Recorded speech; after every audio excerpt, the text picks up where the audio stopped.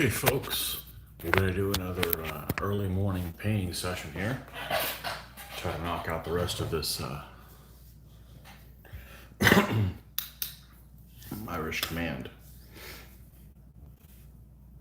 Okay, so one thing I look is we're going to put some highlighting more on his cloak, his pink cloak. Add a little bit more depth.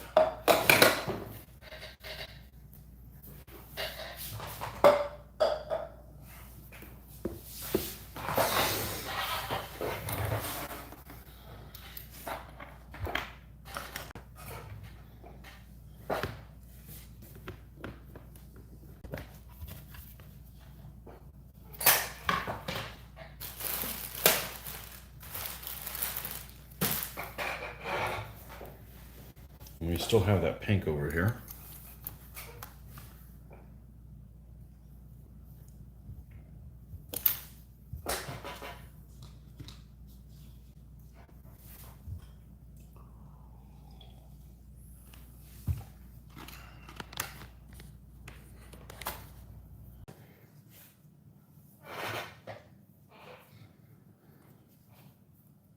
Yeah, that white's still good shape. Let's get this a little bit closer. Okay.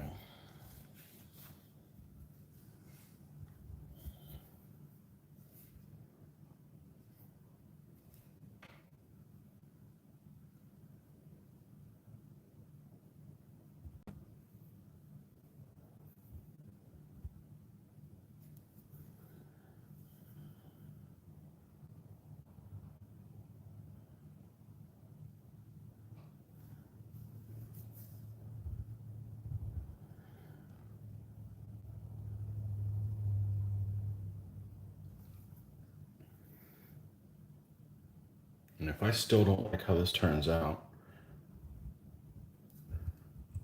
I'm going to go and redo it. Just the cloak part.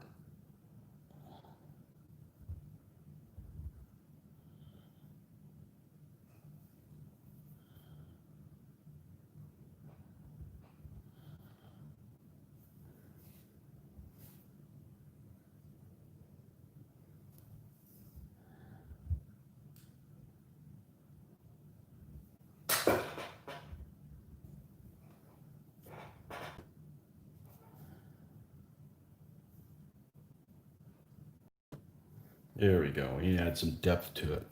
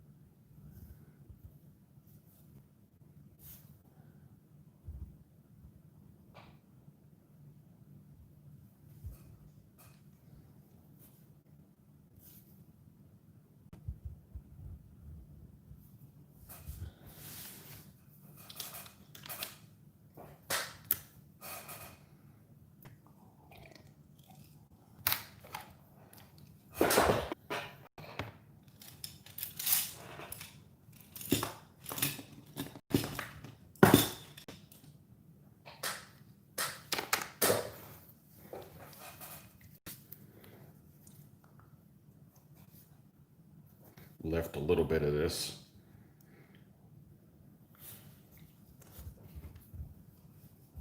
I'm painting.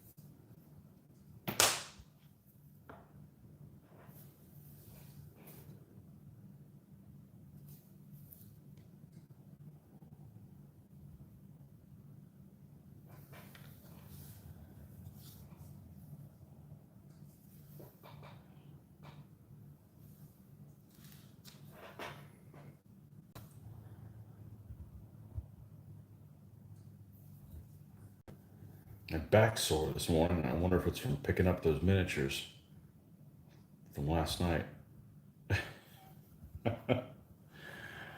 Unsuccessful sheep thing. Couldn't find them.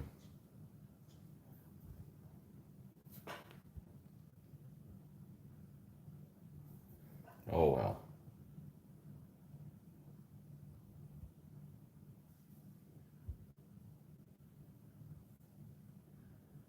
I think this guy's about done. I'm gonna move on to the wolfhound. That shouldn't take long.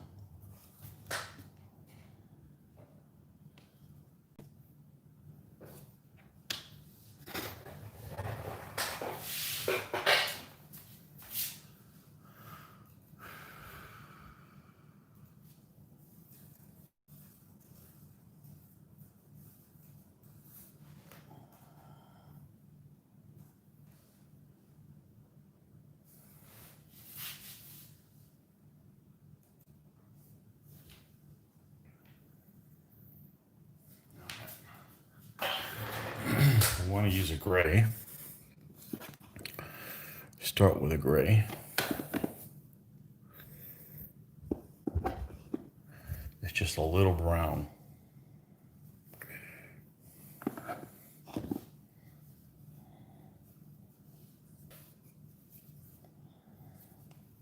Blue, blue, blue.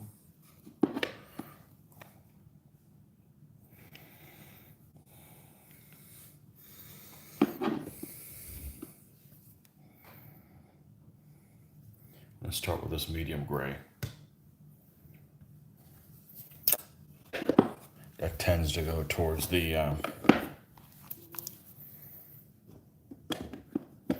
brown, not a blue shade. All right, let's go ahead and put this stuff away. We'll leave white out.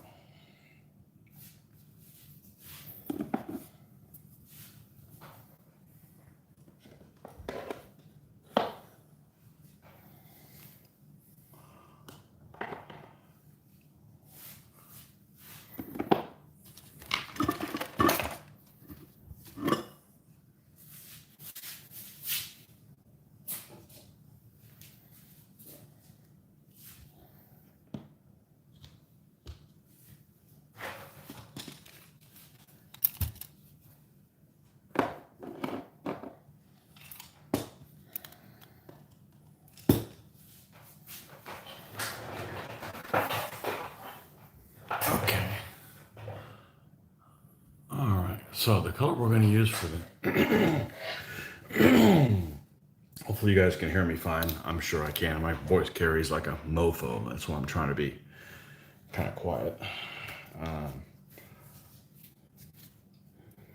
This is the color that we're going to use as the base for the wolfhound. But just to check it, we're going to do a little test pattern here. We got a big wad of black there. This will be the first dog I've ever painted. I have lots of experience to do a dog. I got my computer open behind me to show a picture of some Irish wolfhounds.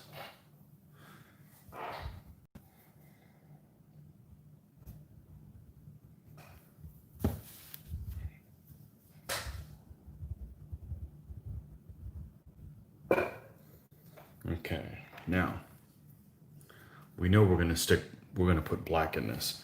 So let's do a couple. Let's see what we got. Good morning, Rick. Man, you don't sleep.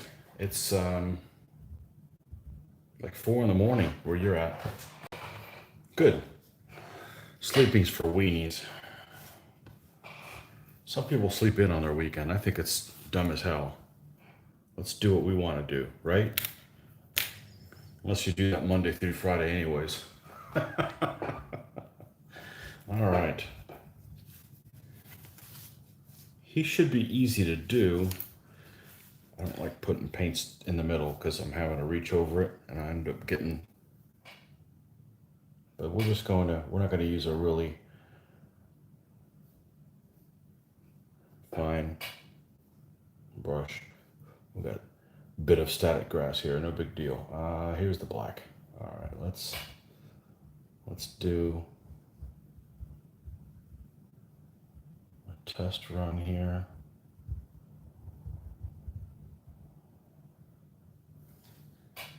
I think that'll be perfect. Okay, doggo. I saw somebody post. I'd never heard of it before. I saw somebody post doggo. I don't have any dogs. I don't have any pets. I got enough distractions at work. I don't want any at home. Never grew up with any. Don't have anything against them.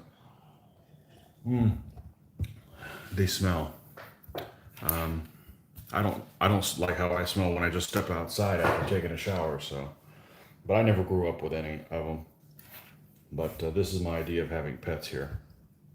I think just about everybody I know has a pet, though. Just not my thing. But that doesn't mean I don't like animals. I just don't want them on me.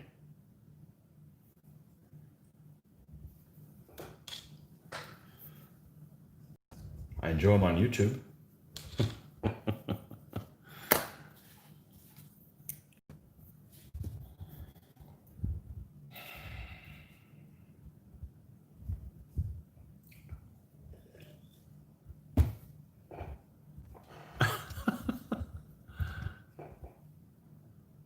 You had added the dog to the command stand.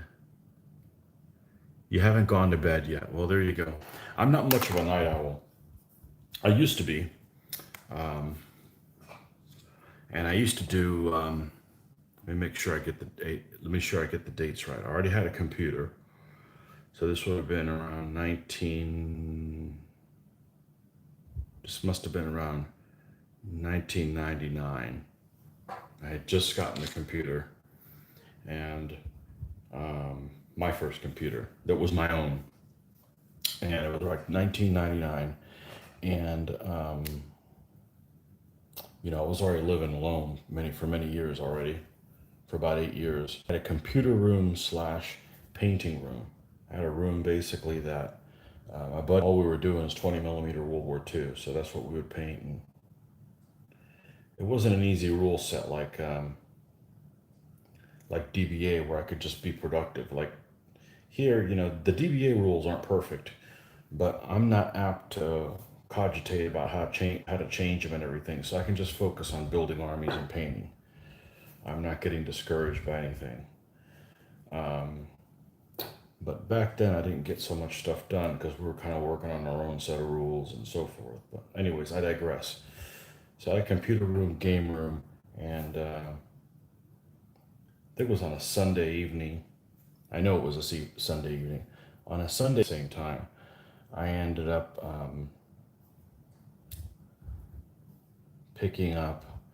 getting a wild hair, and I ended up going to the store maybe about 8 o'clock at night and picking up and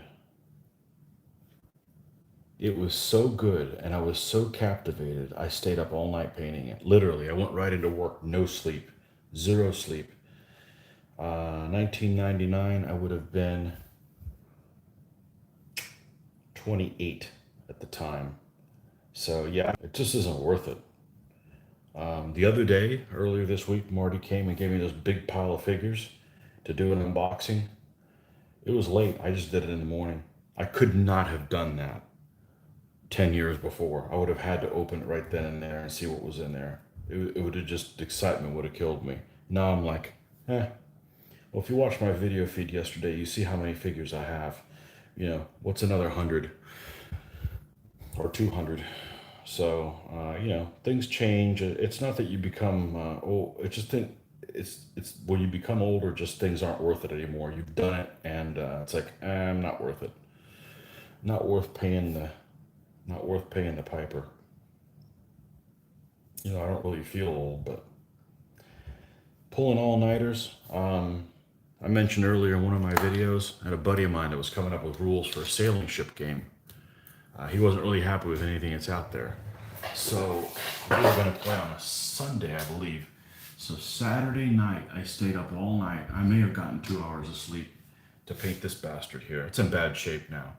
But this is a This is a GHQ 72nd gun, ship of the line. I built a little stand for it and everything. Played the game one. I spent probably 20 hours painting it. And the concept of sailing ships. It was one of those, you plot your turn in advance, and everybody moves like every freaking time, and I just didn't like. I didn't like the pace of the game, and I played wooden ships and Iron Men back in the day, but yeah, that's 20 hours down the drain. Okay, so we've got the base coat here of the dog, the wolfhound. So judging by these pictures, it seems like the underside is actually a lighter color than the top side, which is something that's also common to horses. I tend to not do it that way on the model that get the least amount of light, but that actually have the lightest color fur or skin. That's very strange, but we're going to attempt that and we'll see how we do. Now, I don't picked up, but it's not. Splinter Light dogs look different than this one.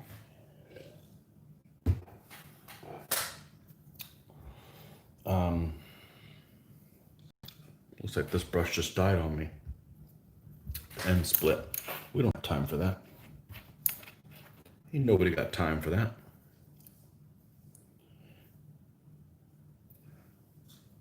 I can use a rather big brush. It doesn't really matter.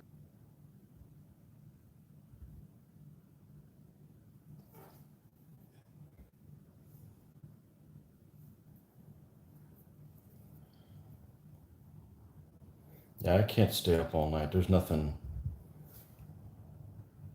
that important that I can't deal with. I'm not liking how this is turning out. This is too wet. All right. This is where experience comes in. You know when to punt.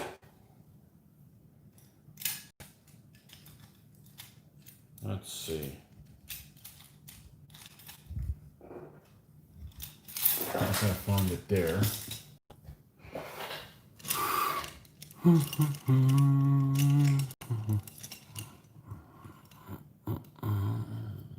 This one should do it.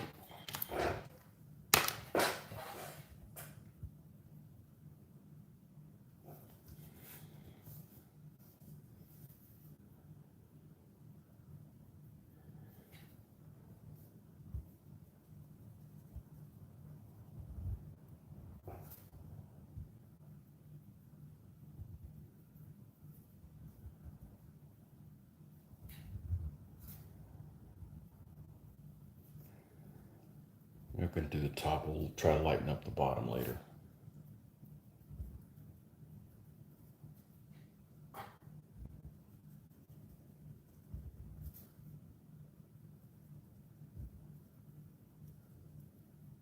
So I saw that there's some sheep for sale by Forged in Battle, and they want $21.95 plus like $6 shipping for them. It's not that I can't afford it. It just doesn't seem in principle that that's what I should be doing.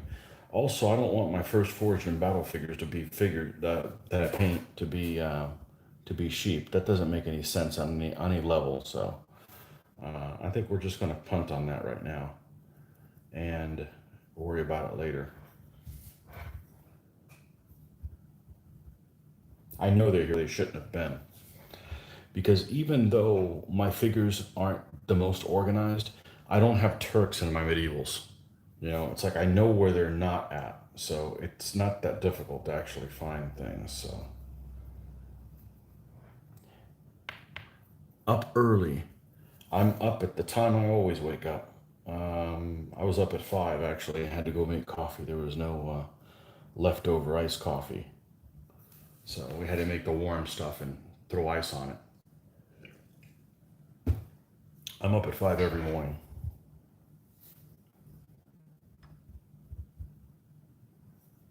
If I don't get up at 5, I don't get to do this when I wake up. So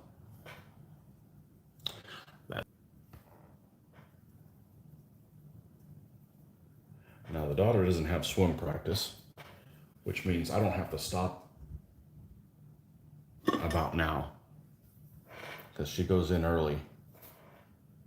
She doesn't go in at this time, but she's got to get ready and stuff and figure out breakfast, that kind of stuff.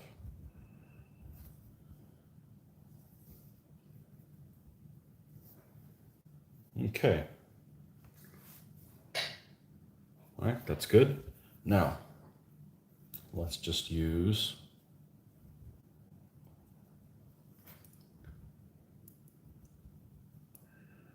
this and try to do the lower portions. I'm up early. You're in Arizona. Jeez, dude. It's like not even 4 in the morning there. Maybe you didn't go to sleep yet.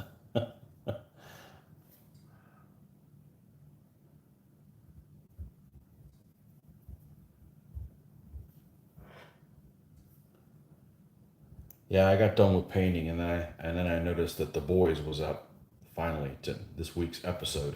So I watched about half of it, and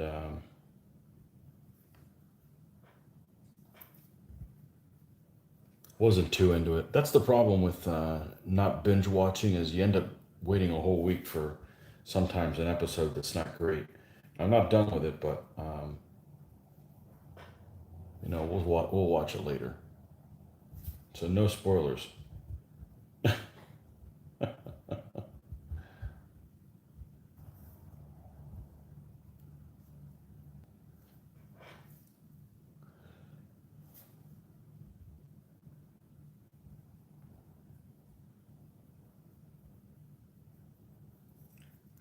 Have a little lighter coat on that.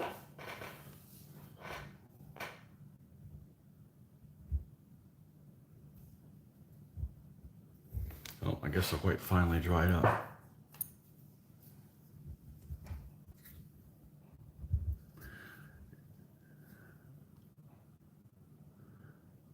Harvey says, dogs are often featured in Irish mythology, such as the story of... I've seen that before. I don't think you spelled it right, and I'm not sure I know how to say it right. It's got to be Cuchulainn or something like that. Yeah, he's the Irish mythical hero from old school Scots-Irish time period. I don't know if I said that right. I gotta see it spelled. I think it's C-U-C-H. And then a bunch of more A's and I thrown in there for good measure, and an N at the end. Yeah, I speak 2 languages, but Gaelic's not one of them, so.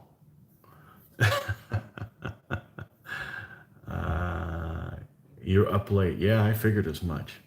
Irregular miniatures do a decent range of animals, such as sheep, packs of 6, worth checking out. Yeah, I really want to get these guys done the camp done in a week, because it's likely in about a week I'll be able to use this Irish Army in all its glory in a video event. That's what I'm hoping to do. And there's no way that with the current situation that I would get them in a week. So I'm not going to, as I like to say, throw money at the problem. We'll get them when we get them. We'll just end up doing something else. You know what I'm going to do is I'm probably going to end up, for the short term, I'm going to put this on a base anyway, so we'll just use this as a camp. I do have 2 sheep, but hardly a flock.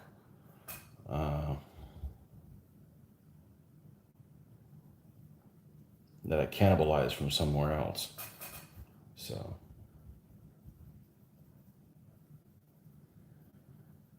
yeah, I have no idea who the hell makes this dog. But it is a really freaking nice casting. The extra figures, like, they feel like it's burning a hole in them. You watched my video yesterday. That's obviously not my problem. I got tons of extra stuff, and it comes in handy.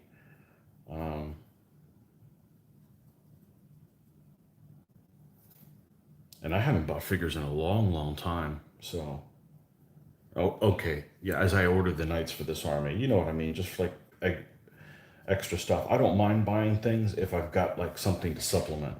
But new armies, I'm not interested in them. Hey, those new Forged in Battle figures came out. That's nice. I got too many. I got too many things to paint that I already own that I don't dislike. If I disliked them, well, yeah, all bets are off. But oh, got to be careful there. Easy there.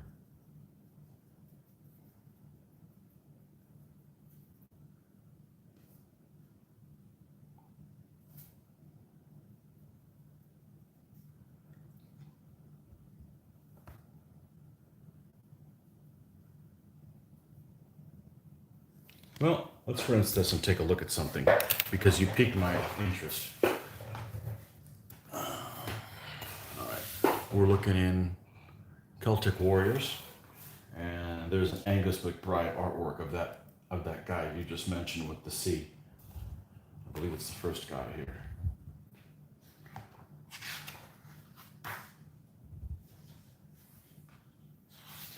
No, he doesn't have a horse right there, but yes, I agree with you. I've seen. I don't want to put it here in front of the because I'm getting paint on the book.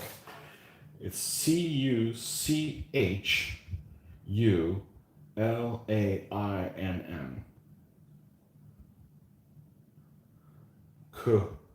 Cuchulainn. Cuchulainn. I'm not up on my Gaelic pronunciation, but Cuch is Cook, Cook, and then Cuchul, and then Ainn, Cuchulainn. That's actually, if I said it right or even close, that's actually sounds a lot cleaner than you would think. Cuchulainn. Although it should be Cuchulainn. Cuchulainn. Makes sense.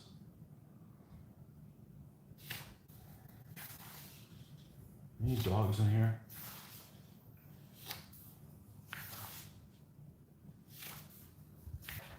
It's bigger than some of the first wolfhound. And it's a command stand that only has 2 figures on it. So it definitely looked lacking. So I'm not adding another horseman, I'm just adding a companion. So it seemed to make sense. It seemed to make sense. So all right. Let's add a little bit more white, and then we'll probably just leave it well enough alone. And then at this stage, we basically just have to spray them.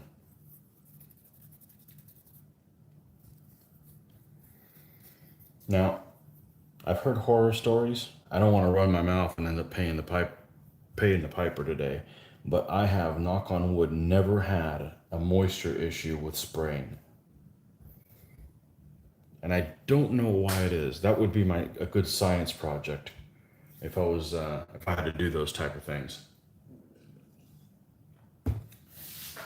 I spray in the garage with the garage door open sometimes. I've sprayed with the garage door open with it raining outside. And you know, I live in Florida, so there's no more moisture places here other than the Amazon. And I swear sometimes it seems like even it's like that sometimes. Oh yeah, look at that. Again, looks like crap.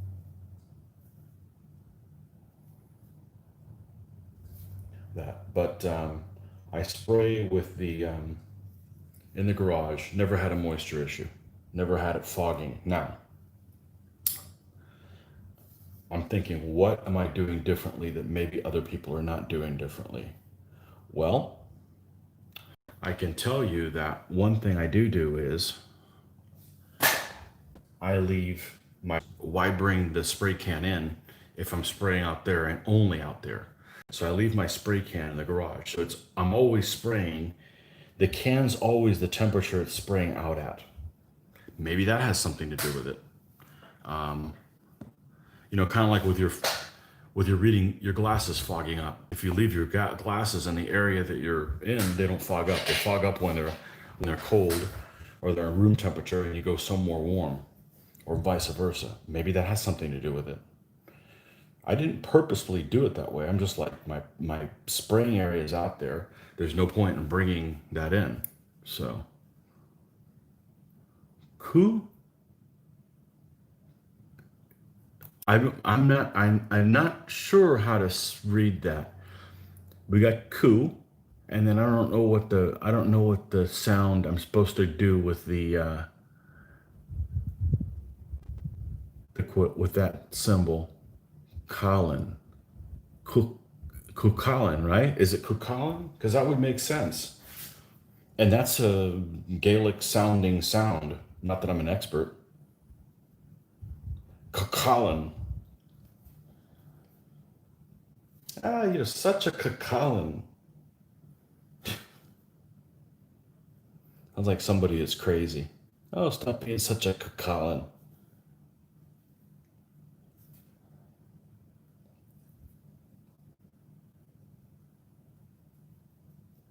So maybe that's what the spray thing is. Anyhow, I'm going to spray these guys this morning. So I got to give them 2 coats. And then we can go on to something else. Well, we're going to go on to something else while we're spraying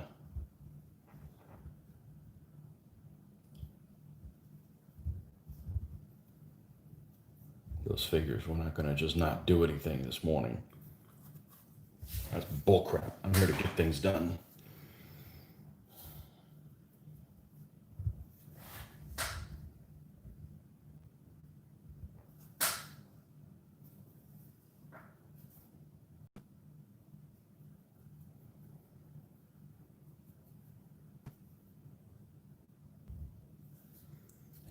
I couldn't think what that symbol's called, the one dot over the other.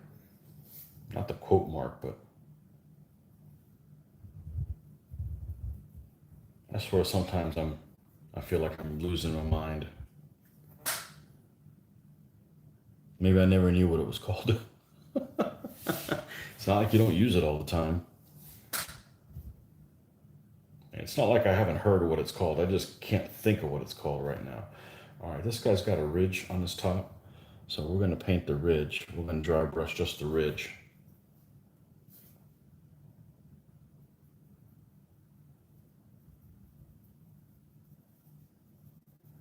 Down to the tail.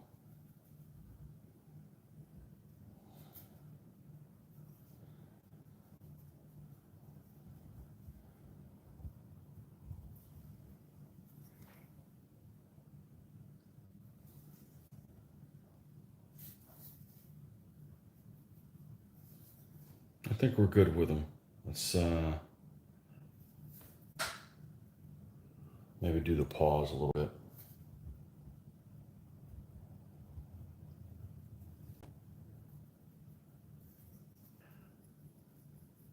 I'm usually not a big fan of it. But it works great for this casting that has a lot of depth. All right.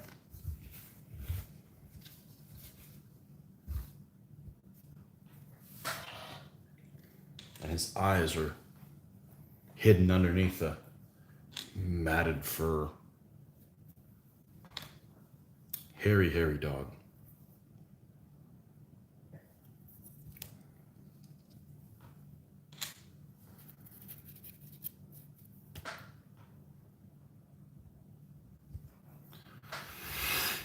You think that's right. It makes sense. It would make sense that Cuchulainn. The name translates as the hound of Cuchulainn. The chap's original name was Setana, Shaitanta, Shaitanta. So SE is Shay. Okay. Okay. Hey, I'm learning some other type of pronunciations with while I'm doing this. That's great. Okay. I'm pretty sure this army is going to be ready for St. Patrick's Day, don't you think? Say that now. All right. Is there anything else that looks like we need to do on these guys before they go to the spray booth? I call it spray booth, but there's no spray, there's no booth there. Yeah, still not sold in this guy's cape. We'll see. We'll let it ride. We'll let it ride. And we're gonna do a couple things here.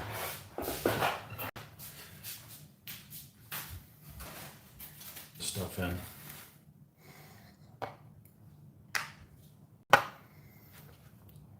We'll be right back, folks.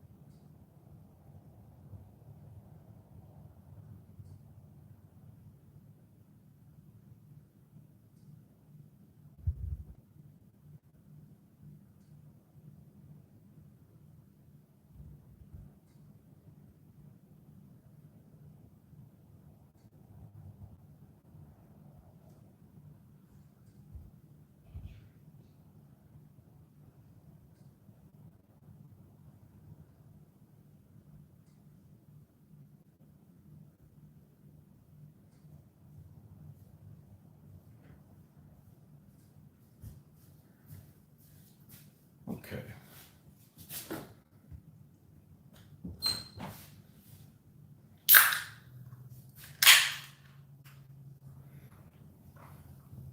We're back.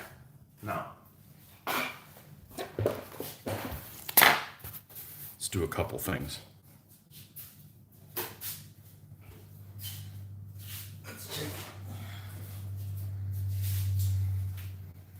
I definitely pulled something in my back. What is that bag of figures?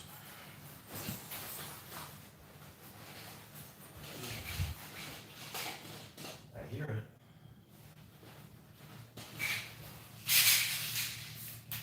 Agile.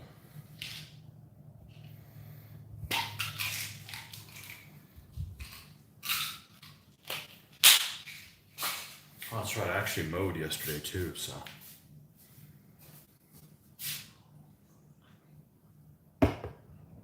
It's probably from picking up the mower. I got an area when I mow the back.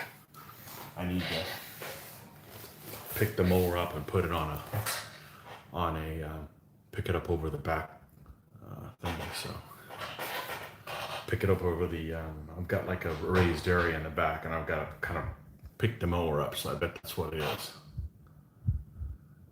Have you seen the figures for Mortem ad Gloriam? You talking about the plastic ones? The ones that are made by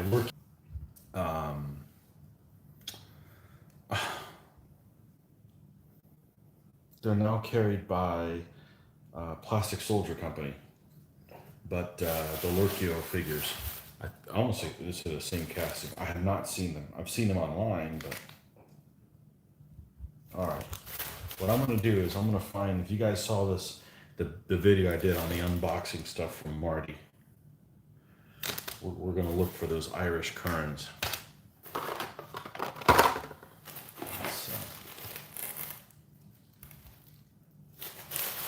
See if we can't find them. Well, that didn't take long. Wanted me to paint these folks.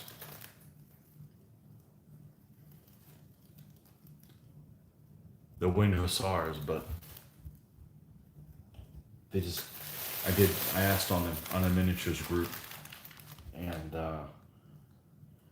they said they're way too outside of the time period for DBA. So we'll have to wait until we start working on the Renaissance. But what I may do is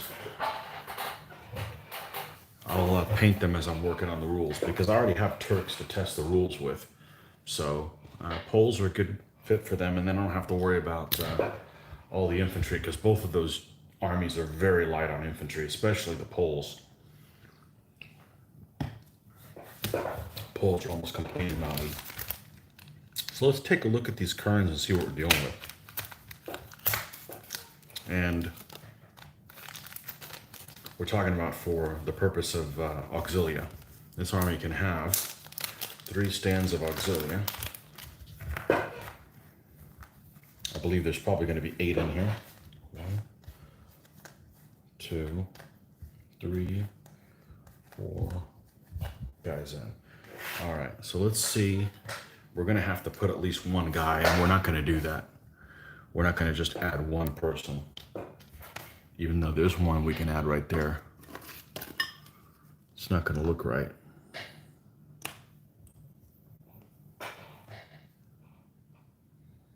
There's another one. I had set apart 9 figures to do the auxilia, and then realized that these are actually figures for the Welsh, which is fine. I don't mind using them for something else, but I do have a Welsh army to do, and oh, hello, greetings. I wouldn't want to, Welsh, I don't have them anymore. So let me take a look at the 9 figures I had set apart and see which one of those we want to include with these guys. 1, 2, 3, 4, 6, 7, 8, 9. Let's let me get my Irish bag too.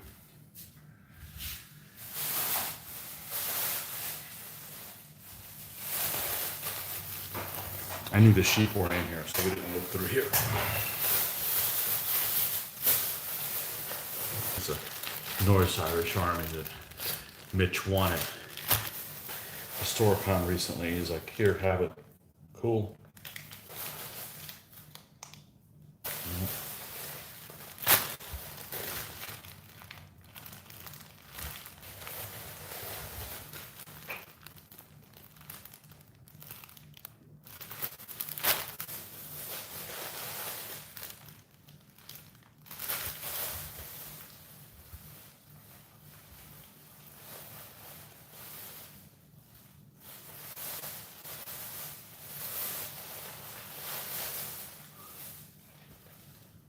There's a priest. Let's keep him handy.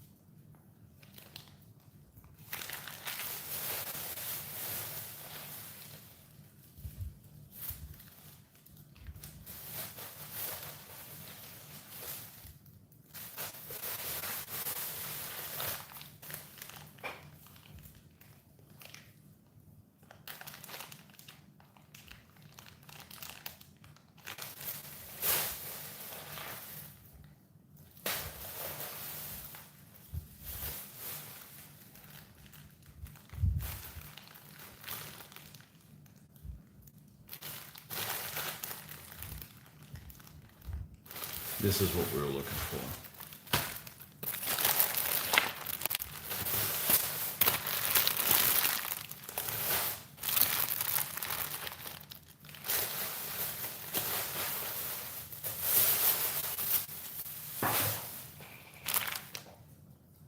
That's what we were looking for.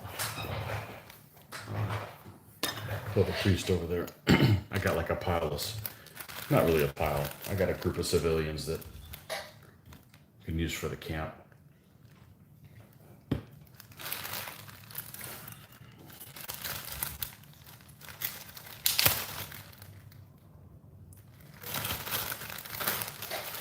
Let's see what we got here. These are like Norse Irish barbarian types. Same thing with these. We'll save them for the Norse Irish. We've got some candidates there.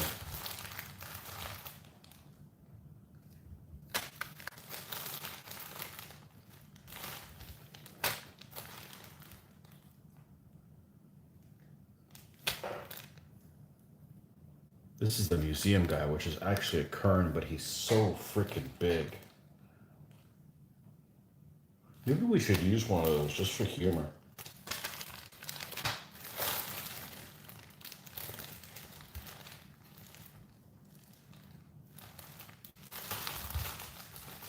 Did I get one of those guys in here? We'll put him in there. Let's show you one of these guys. Okay, so nothing here. These are axemen. We don't want to use them. And we'll pull one of these guys out. Which painted up okay. Maybe I shouldn't be so judgy. Just paint them and they'll turn out just fine. Okay. Let me show you one of these guys.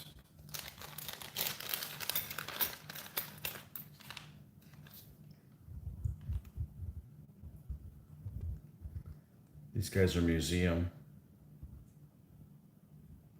He's got one shoe and not one shoe.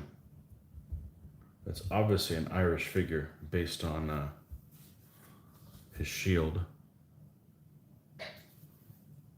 It's got like a wicker shield.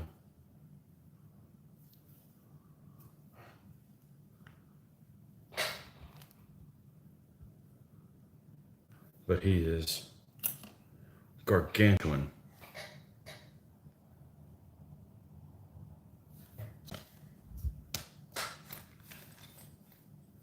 This is that Welsh figure again. Well, look at this guy. I already started priming him. Is this the same pose as this other one? It isn't. He's got a cape. I think that's a Welsh thing. Let's not use guys with capes. How about that? Maybe only a few. All right. So I'm comfortable using, I got 3 stands of them. I'm comfortable using 3 of them for sure. That way I can put one guy in each stand. And they're a different style, but they should work fine, okay? So I'm comfortable doing that. We'll use this guy here. I'd prefer to use guys with a shield. Even though I haven't used one of these guys before, and he's obviously an Irish kern, and he doesn't have a shield. Well, will be the exception. This guy's Welsh like this guy's. This is actually a cool looking figure, this guy here. I think this is from their Dark Ages range from Essex. Actually a cool looking figure.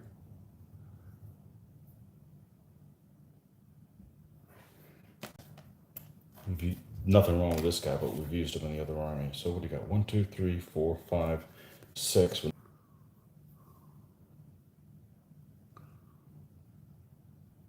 Huge. I'm still going to use him. What's the worst thing that can happen? He looks like crap and I don't use him. Whoop-dee. Okay, I kind of a primitive shield. This guy's like a... We save these guys for the Welsh. What do I need? 3 more? 1, 2, 3, 4, 5, 6, 7, 8. 1 more.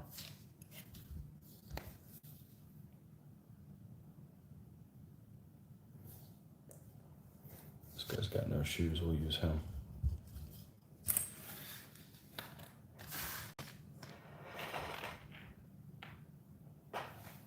We got this guy here already. No, we decided not to use him.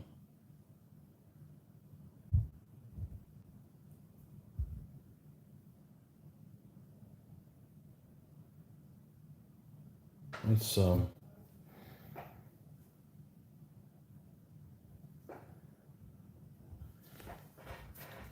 replace this guy that we've already used with him.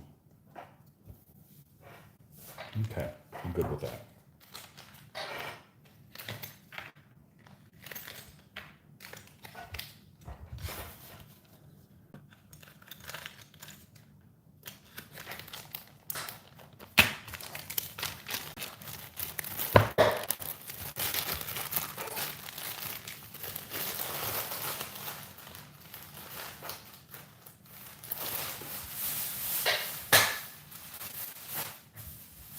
Now, I just sprayed these guys with that Model Master stuff. I bet if you look at the recommendations, wait 24 hours before do it. I ain't waiting no 24 hours. I'll probably wait a half hour more, and then I'll go spray them again. Okay, 1, 2, 3, 4. We need 5 pins. All right, let's get our super glue out.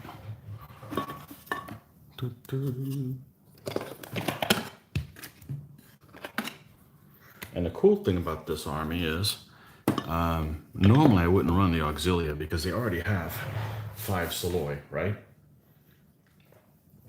They need some heavy hitters. This is 3 units of auxilia. I'd probably use them as blades, which I already have painted. The Anglo-Irish, which they fight, have to have 3 auxilia. So by painting these guys, I'm automatically building the elements for the Anglo-Irish. Because down the road, we'll be doing them. Not likely I will do them next, but down the road. Okay, this is not the good X-Acto knife. Okay. These have already been cleaned up. Let's clean these. And we'll set them off to the side because when we go to primer, we'll primer them first. All right.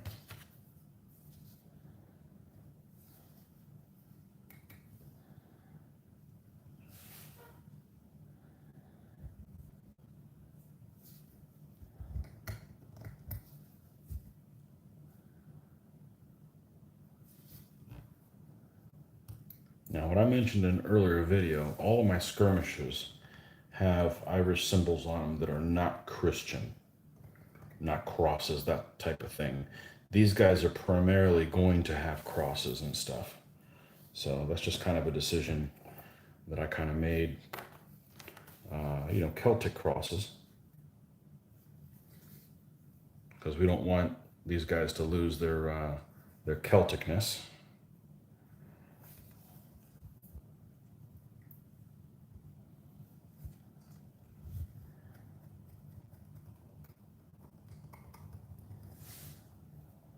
These are old figures, but I think they look okay. Their heads are a little oversized. I don't care.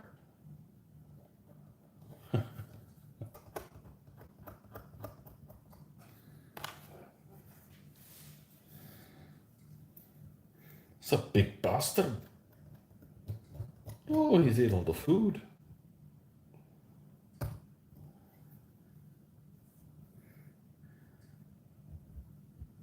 What's this big guy think he's doing here? Coming here eating all my porridge.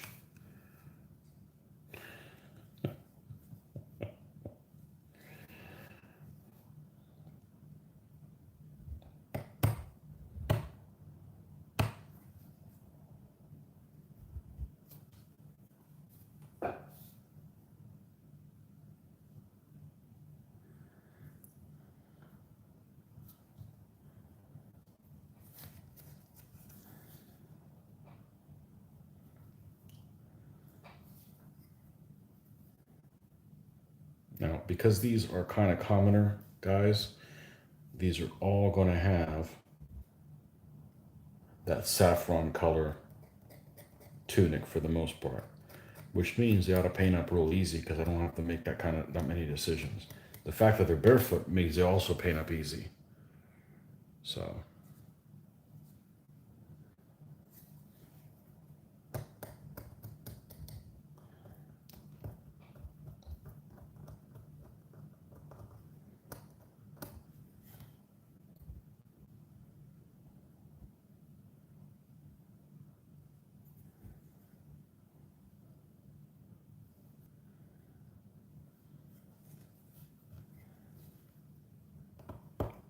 I actually don't like doing this step. I think this is the manufacturer's job.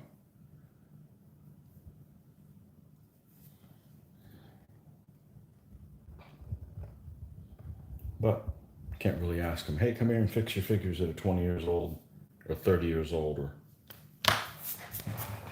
or 40 years old. Jeez, that's 1980. These guys are probably 40 years old.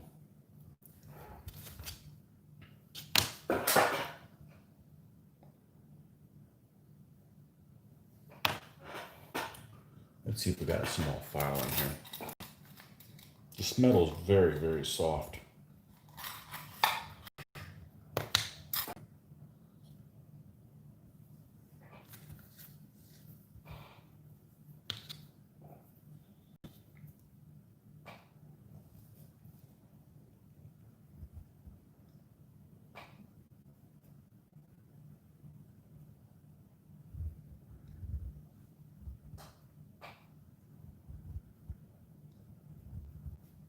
Get rid of that damn mold.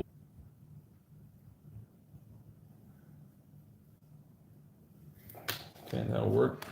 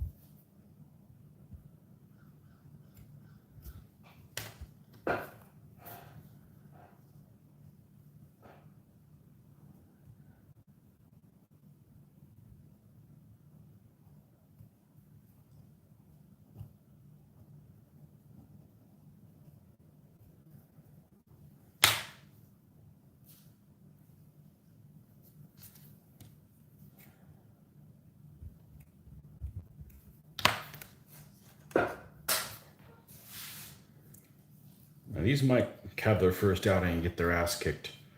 I don't care. I really enjoyed painting this army. Mainly because they're not very fancy looking. All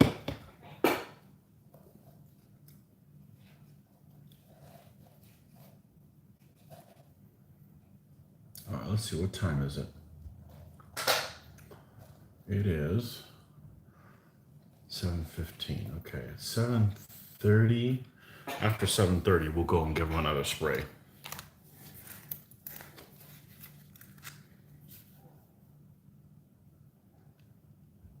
One, two, three, 4, and 5. Okay. This is just a temporary bend in something. Okay.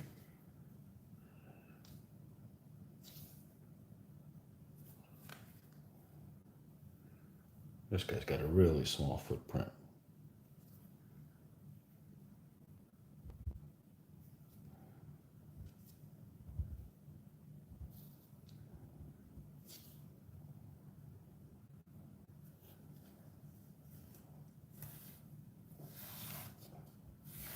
One of the few things I use super glue for.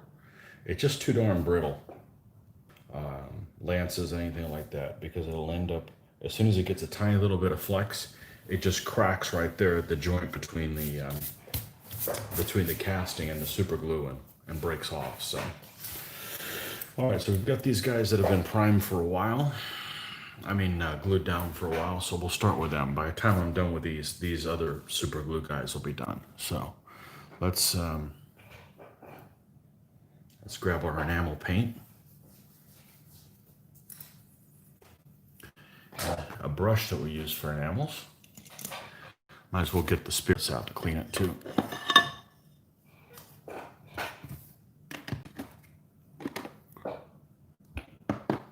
Wherever the hell they are.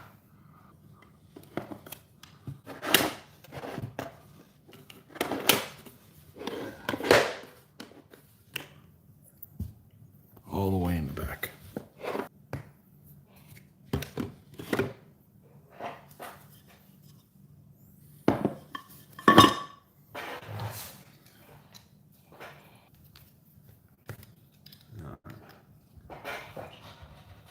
Brush I was using for enamels. Let's see if we can find it.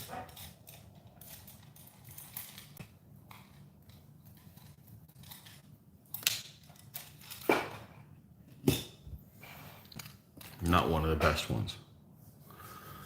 Okay. This is the part where I'm making.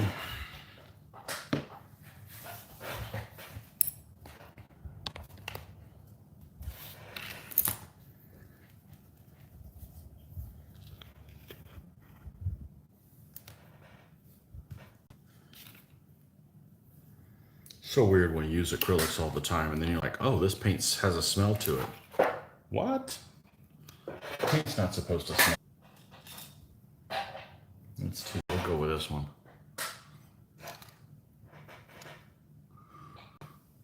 Unless this one's better. Lots of these brushes have different purposes.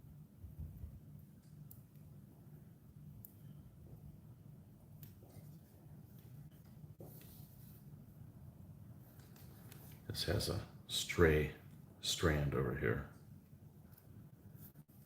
Get rid of this. Why don't use expensive brushes? I don't have to worry about that. Okay. Now, we don't have an incorrigible piece just sticking out there, being a nuisance. Do a couple of maintenance issues here. I'm live on my channel. Well, no shit. All right, let's start with the guy that's we've done before. Now, this is why I have this handy. Because we're gonna need to give this a little bit of oomph to become being tacky.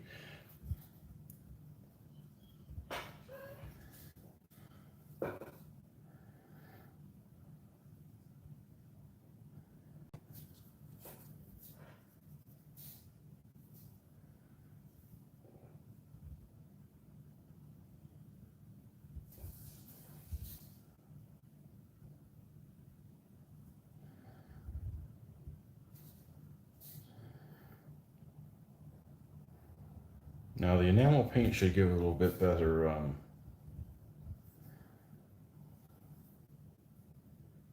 I can't prime like in Vallejo. Vallejo doesn't, it doesn't, it's not very resistant to handling. This stuff is more resistant.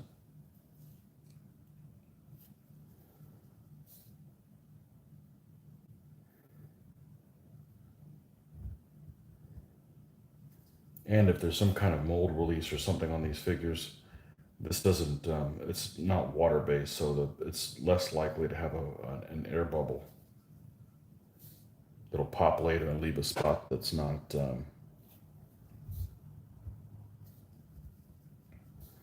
painted there.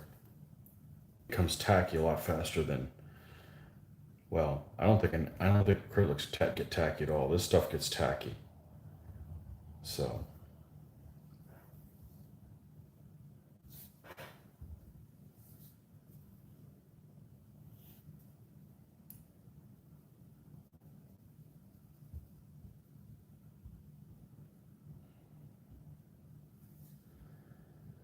Make sure we don't cover up the detail on that shield.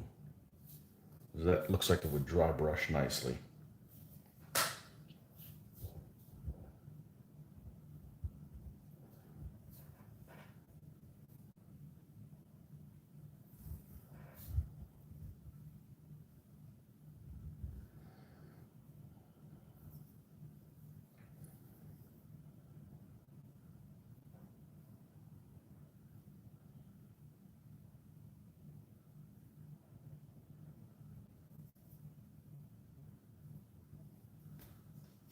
Okay, he's done.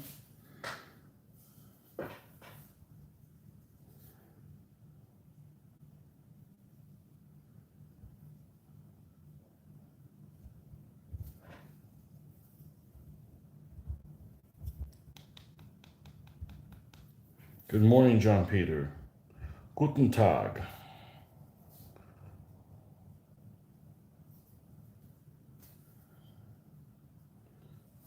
Or as these guys would say, top of the morning to you.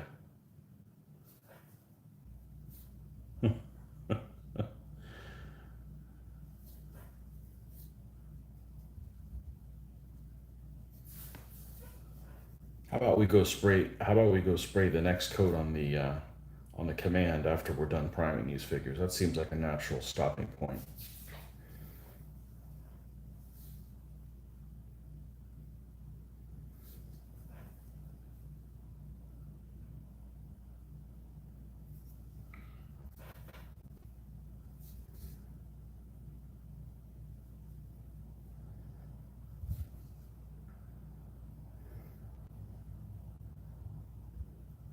Most of my priming on all my figures is done with Model Master Acryl Black, but the one I have is just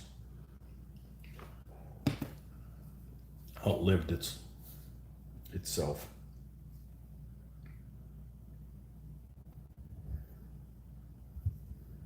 It got tacky and you can't bring it back to life.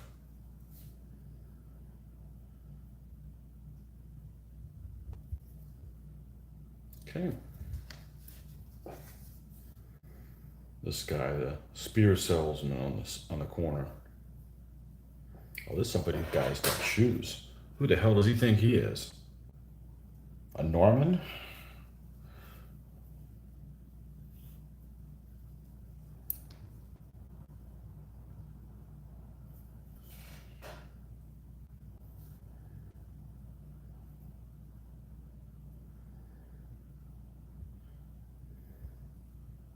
This guy's face looks like who's that guy in Prince Furquad?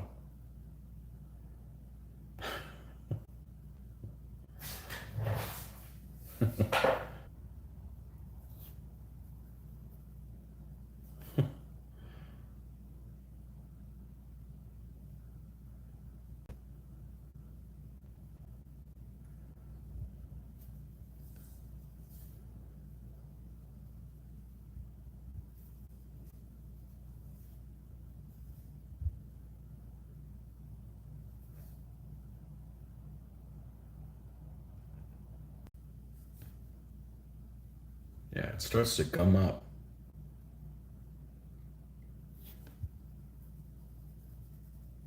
And if I use stuff from here, it's way too thin.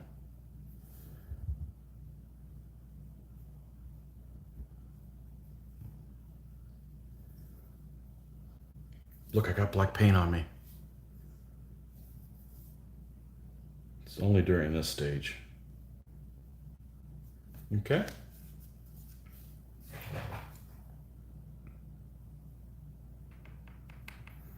It's 13:25 here. Just sent my wife off to work and now I can concentrate on my Hittites. Wow. Nice.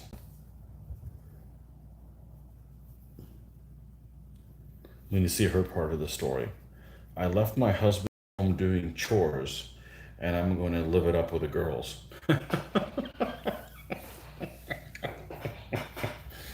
Hey, it's all good, whatever works for you. You guys saw the mountain of lead that I have, right? I didn't pay full price for that. This is a cheap hobby. It is. I mean, look at what other hobbies are. Boating? Pfft, that's not cheap.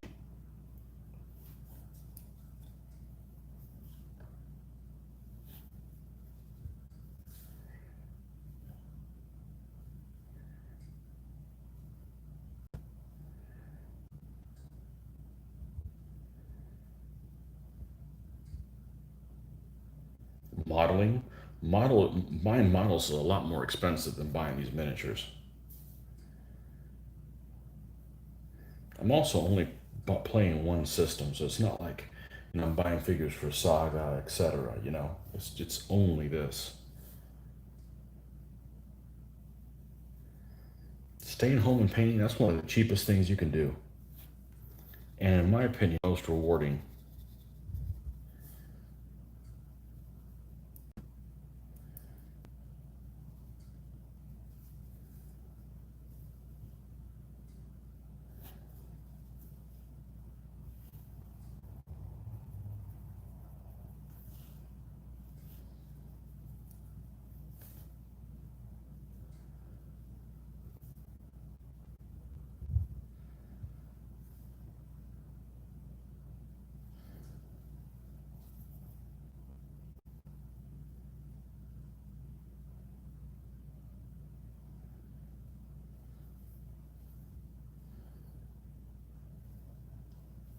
With the, with the cheap black water base. Now, these guys should be dry enough from the super glue. We can go ahead and do them. This guy hasn't been touched. He was probably cast. I'm gonna paint his ass up now.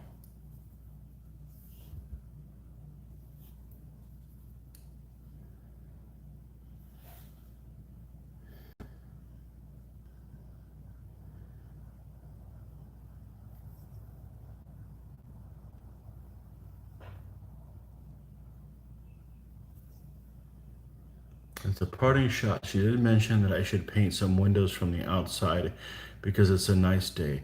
It's a nice day to work on my Hittites. That's right, you tell her. You're not the boss of me, Fraulein.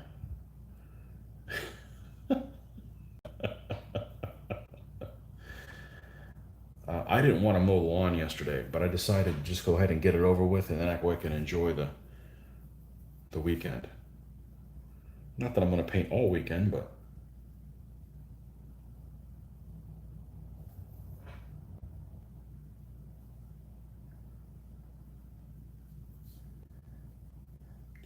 we have ways of making you paint windows. Oh man. If you stay away from Games Workshop, well, it's easy to do. Games Workshop kind of makes me stay away from them the way that they run their business. It doesn't. It's not really appealing to me. So um, that works. They have nice. They have a lot of nice fluff. Okay, backstories and all the stuff that they do. Um, their White Dwarf magazine is well, back in the day, I thought was really well done. More of those magazines were digital. Just watch them on your.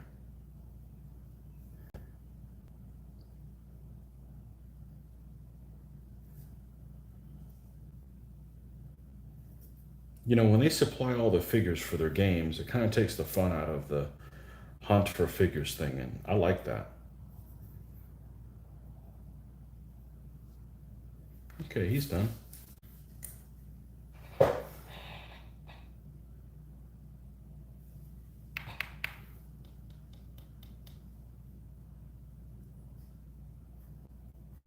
How come I don't spray black primer? Well, the last time I sprayed black primer, I had a bad effect, and I think it was because I was too far away from the figures, but it damn near ruined my pikemen, my Scottish pikemen. They got all grainy. So in other words, it added three-dimensionality to it. And you end up missing a bunch of stuff anyways, and you still have to brush paint because there's no way to get in all the nooks and crannies. You're going to have to do the brush afterwards. So I was hand painting for ever, and then I started spray painting, and I did that for I don't know, maybe 6 months, and now I'm going back to brush painting. I just don't want to cover up any detail. So yeah, that was kind of a shock. I almost had to throw away the Scots Pikeman figures. I powered through them, and a couple of them are still grainy, like the actual texture of the on the figure.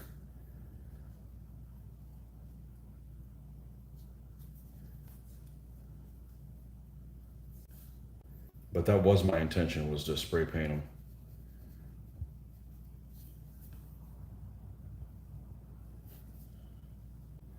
But I was using the Model Master Aqua for a long time,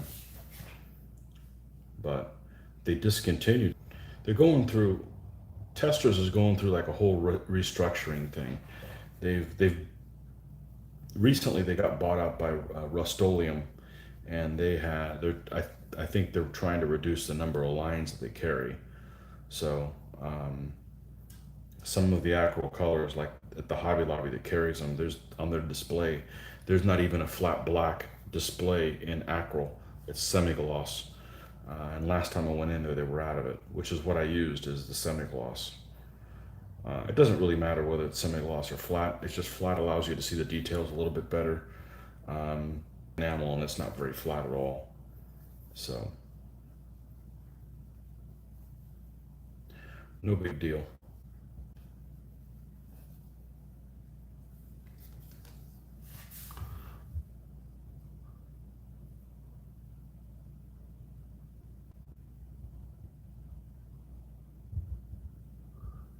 I've been married 45 years and I'm the boss. I have an affidavit from my wife that proves it. Fraulein is not married, Frau is. Okay. Soak them in pencil for an hour or so to strip paint. I got a paint stripper that's called Citrus Strip. It works really well and actually smells good. I use it for my cars, for my Gasland cars. I've stripped them with that. And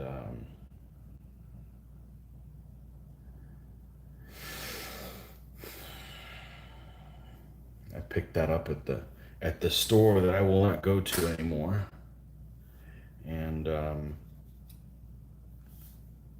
yeah, it worked pretty well.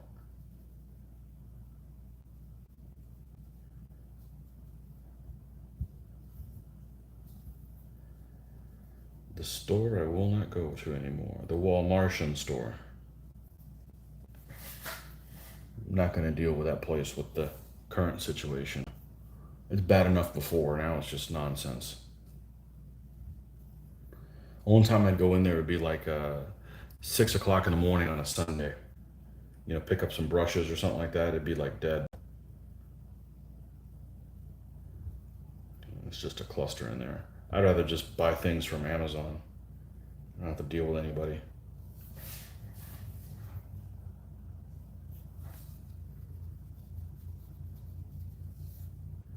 Last time I went in there, I bought some spray paint. Might have been that black that I was just using. News to me that you needed to show an ID to buy spray paint or cough medicine or anything like that. I mean, you wanted to get we wanted to get buzzed. We just have a beer, you know. But I had to call this woman over here to show her my ID. And then we start talking about spray paint. And the next thing you know, she's telling me her whole life story about how her daughter get me out of here. I've worked with model glue, this kind of stuff my whole life. It never occurred to me to breathe in these chemicals to get high. That's ridiculous. It's a poison. Why don't you put your mouth on the tailpipe while you're at it?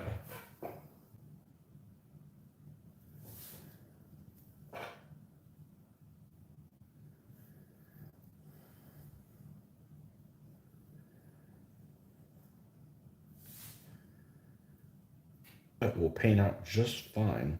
They have a unique look. This is from the Renaissance range, which really the Kerns didn't change what they were wearing for a long time. They still didn't wear shoes. This guy looks like he's got some kind of an over jacket on top of his line shirt. So I think we're going to paint that a little bit different. We're still going to do rustic type colors, but I think these guys will paint up just fine. So we're going to have an army that has Essex figures, a museum gargantuan dude, and old school Mike's models all on the same stand. And I bet they'll look just fine. I'm looking forward to it. Challenge accepted.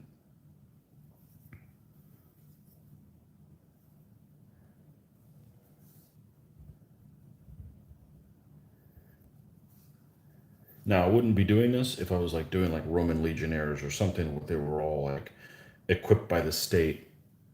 I mean, sure, there's Romans of different height, but you know, the equipment needs to look similar too.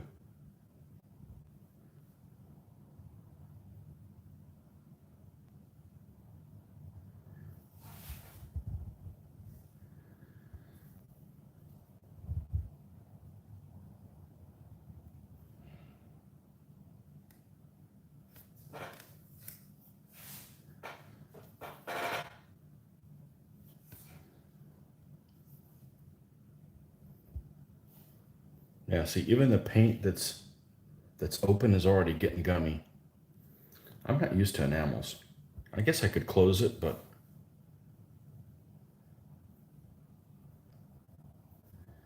I don't want to add too many steps to what I'm doing. It takes even longer then.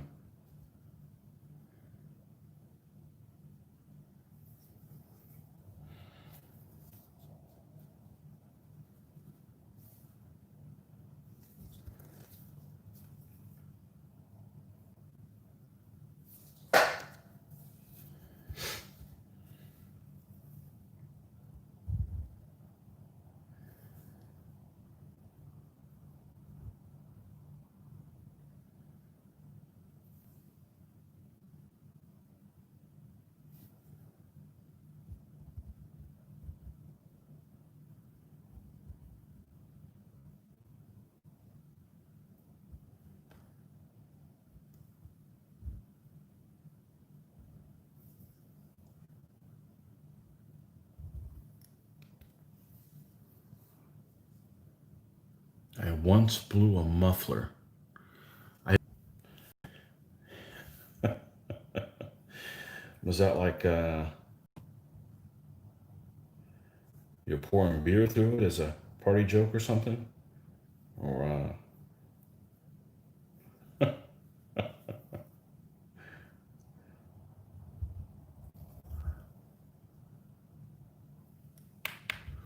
Tamaya spelling. It's TamiyA.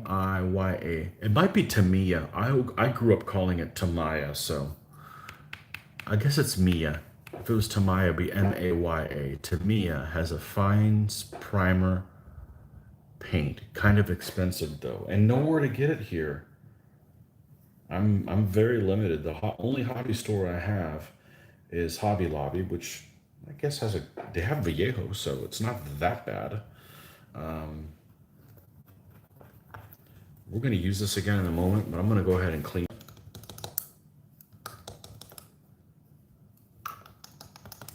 And then we're going to go check on the spray guys that are in the garage. We're going to go ahead and give them a gloss coat. And that way around 9, we should be able to bring them in and see what they look like. This is Tony's 1 hour. I'm only going to let him dry for 1 hour painting. Be right back, folks.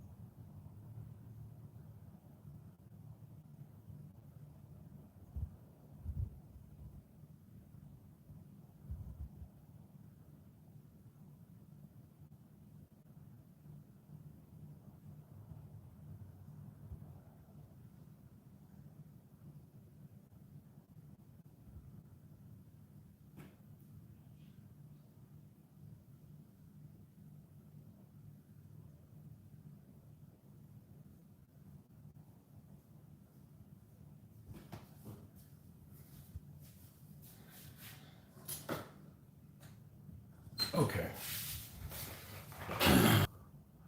Yeah, that's the thing with paints is you don't want to mail. I don't want to mail order paints. That's just that's weird to mail order paints. Now we already have the blackout. We did water base for this. I'm gonna go ahead and touch up and make sure we don't have any of this stuff because I'm pretty sure this is gonna be the weekend that we work on these guys. Okay. What we'll do is we'll use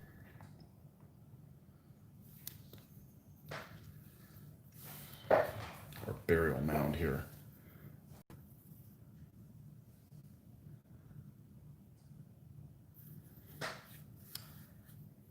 I grabbed the wrong brush. No, it just cleaned it completely. It's cleaner than when I started using it. Well, that's wonderful. It's a good thing.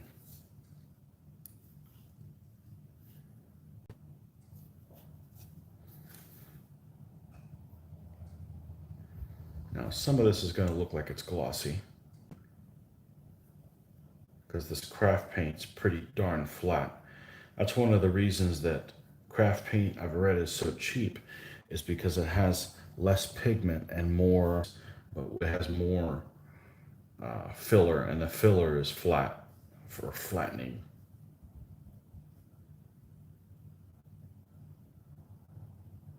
And that's why they tend to be flatter.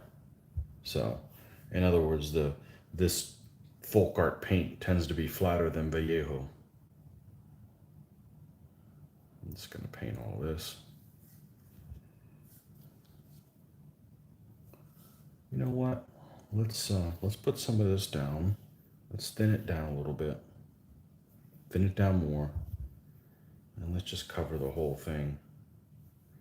All it's got is the cheapest of craft paint on it.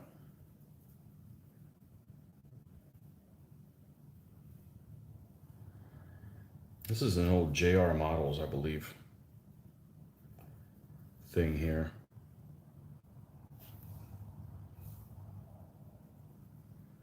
Had this for a long time. I was going to use it for my Scythian army.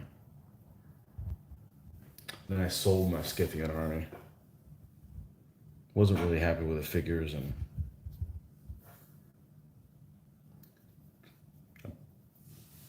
11 or 12 stands of light horse. And I mean, come on, really? What are you going to accomplish with that in DBA?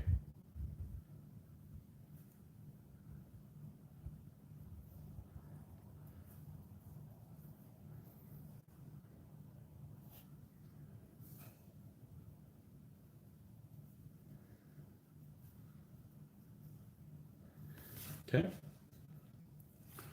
Now let's look at I like to call them dragon eggs here. One of these has a little rune on there. I don't know what's it a symbol of, but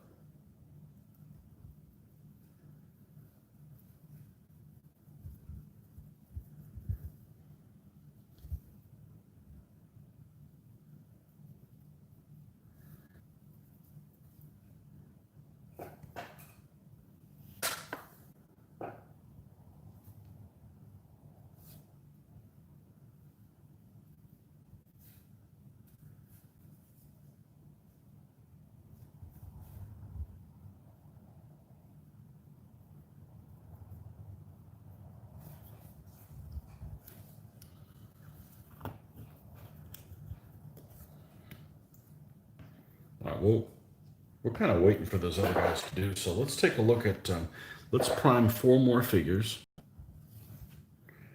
We're going to prime these guys right here. The Scott Siles and Highland guys. We've got other shield things, but we've got guys with round shields as well. I got enough of these guys with this shield to do the whole, all 12 elements in them. Let's see how they turn out, because I got some shields I want to try out with some patterns with them. And I have a feeling I'm going to paint these guys.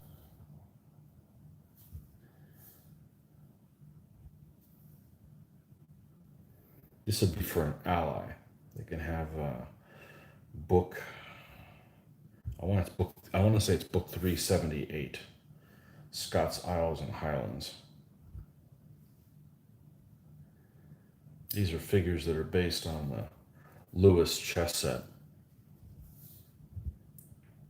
Those figures that are carved out of walrus bone and whalebone, and I think they're very cute. Hello, fumble. Sorry, I'm wearing all black, so I don't want to get this on me, but if you are all artsy, right? All black.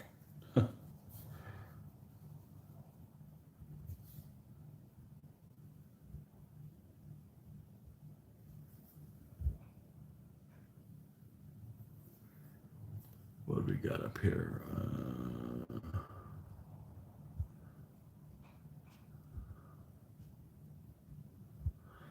Some notification, somebody in our neighborhood group. Got people in a neighborhood group that like to bitch about just about everything. Oh well. They live on the other side of the neighborhood.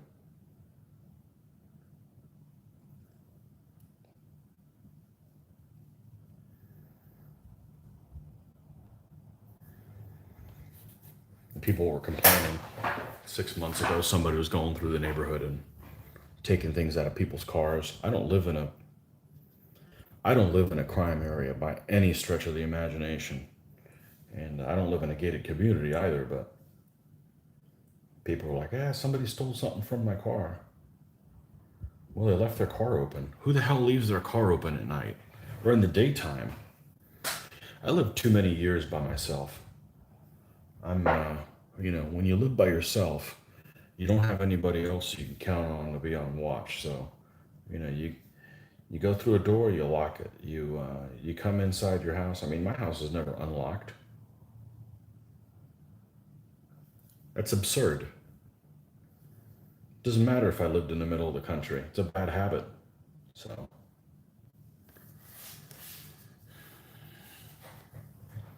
I don't know. I don't get it.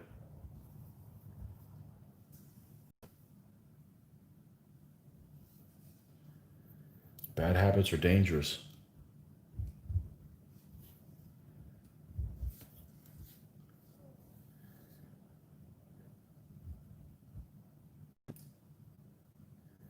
Yeah. Always lock your car, etc. Home.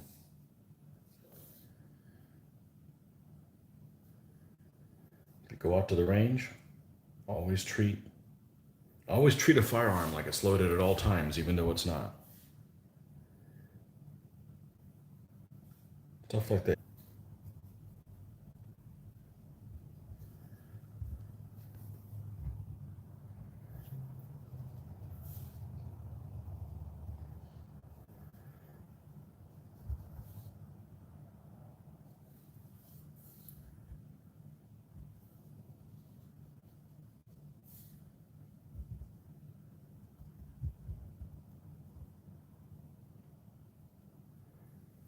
Mm.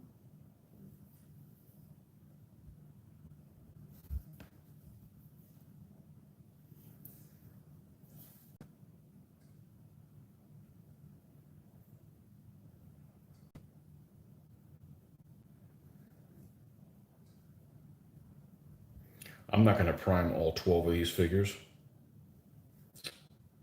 the 3 stands of blade, because I want to paint these 4 guys before I prime any more, because I may just go with the entire army with this type of shield. This is the kind of shield that's shown on the Lewis chess figures. They don't have any round shields there. That doesn't mean that they didn't have any. That just, we're just kind of going to go with the flow. So we'll try this and see how this works out.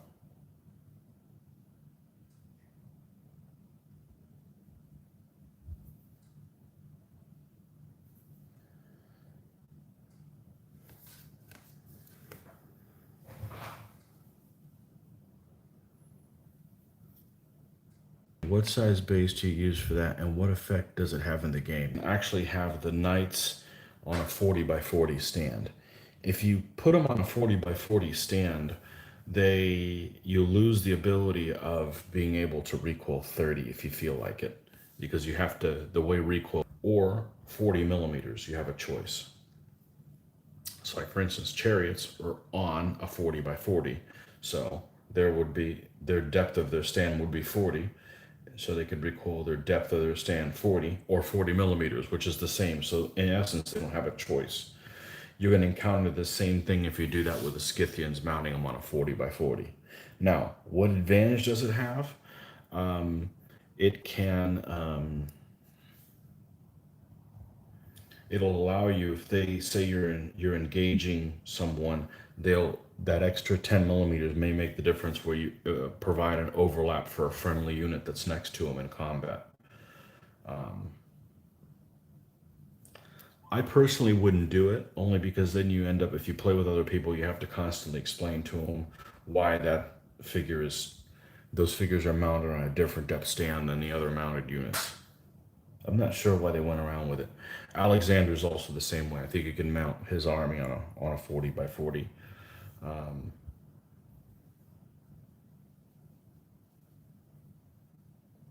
So there's different basing options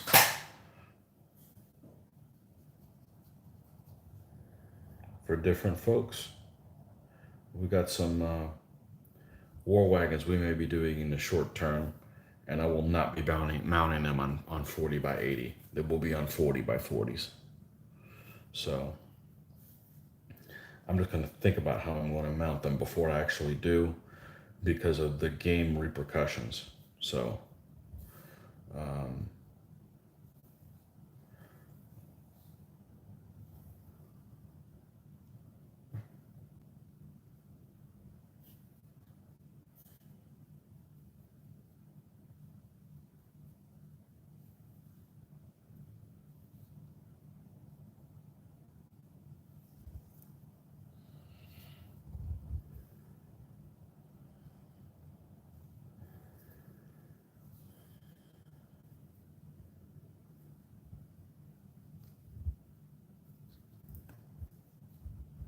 how the hell did it get to be 8 o'clock? Wow. Crazy talk.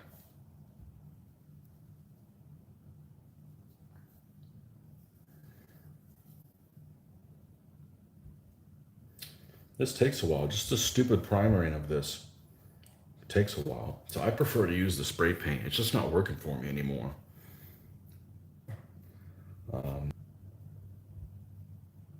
I don't know.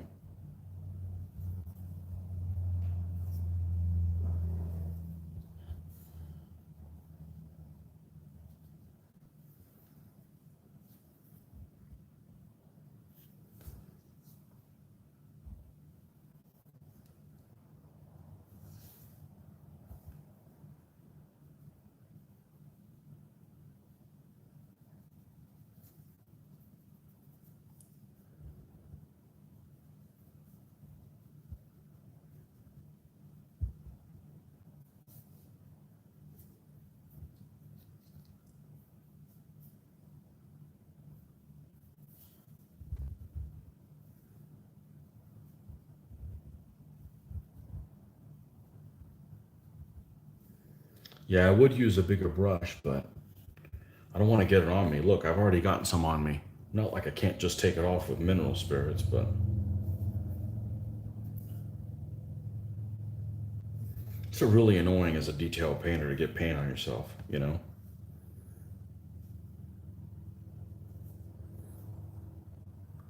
It'd be like being a race car driver and then running out of gas.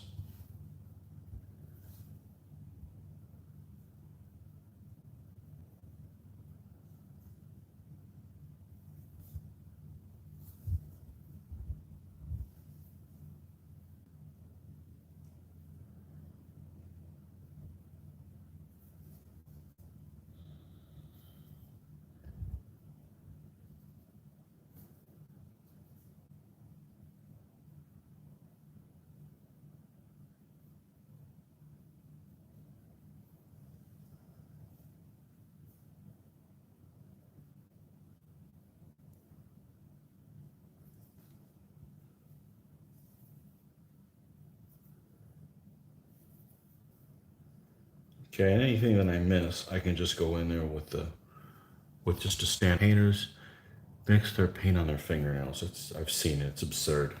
And I've seen some other painters that wipe their brushes on their shirt. More insanity. But hey, do whatever you want.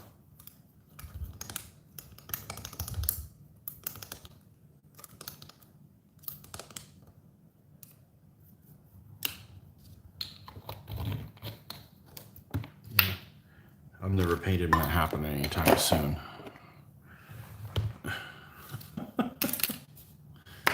Okay, let's go ahead. See, this gave it a little bit of a shine. It's not much of a problem. We're going to cover all that up anyways and dull coat it. All right, let's get some of this. Let's find a spot here.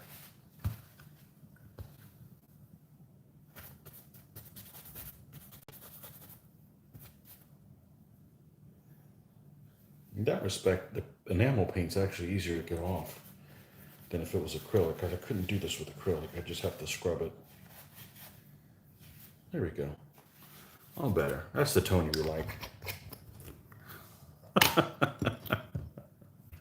It's distracting. Not that, it's poison. I don't want paint on me. It's just distracting. Okay. Right. I'm going to wash up to get the spirits off and get a refill of some coffee. I'll be right back.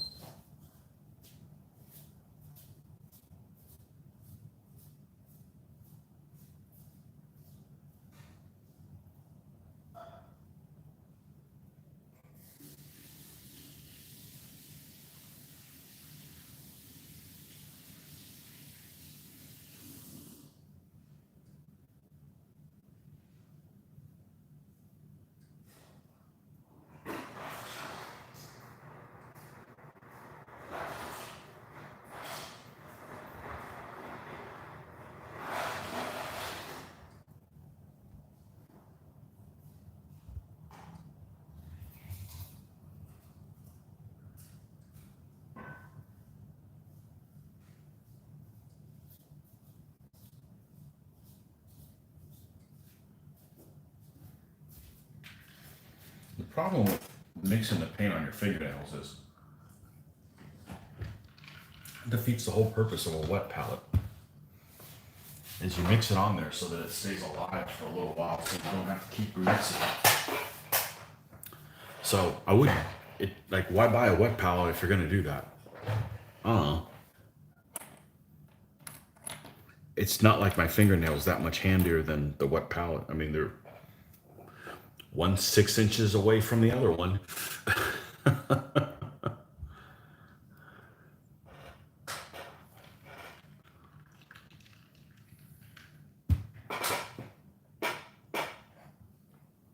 Okay. We can use this. See if this stuff is dry yet.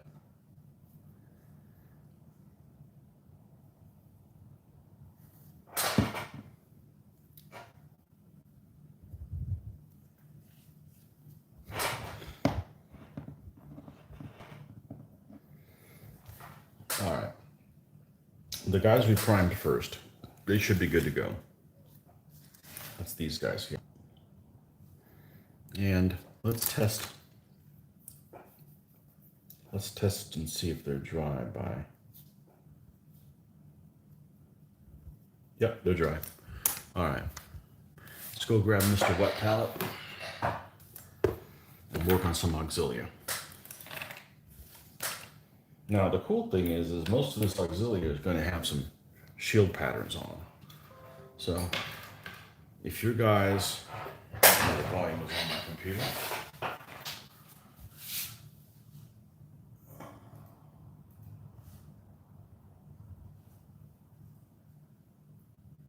There we go. Okay, shut that down. So if you guys didn't get enough of me doing some shield patterns, then it's coming. I'll be doing some more of that. All right, so let's see if I can find The yellow I used for the liner base. Now it doesn't have to be the exact same one. I just have to get close because I'm gonna mix it with black and brown and stuff anyways. It wasn't ochre brown. It was, I can go back in my videos and check, but it's not that critical. I wanna say it was this one.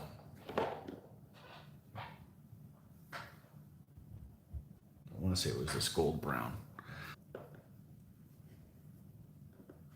Or was it yellow ochre? We're gonna use this gold brown. Not that big a video.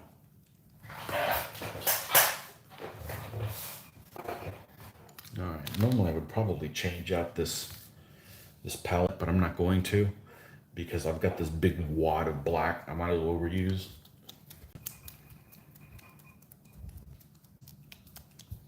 All right, and told Marty I was going to paint his figures that he gave me, so and that in the spirit of that, we're going to paint this guy first, one of Marty's figures.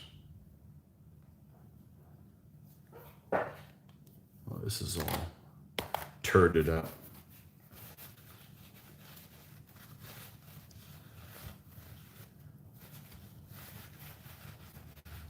Those of you just joining me, I see we got 6 people on there. We've got Irish Command is drying right now.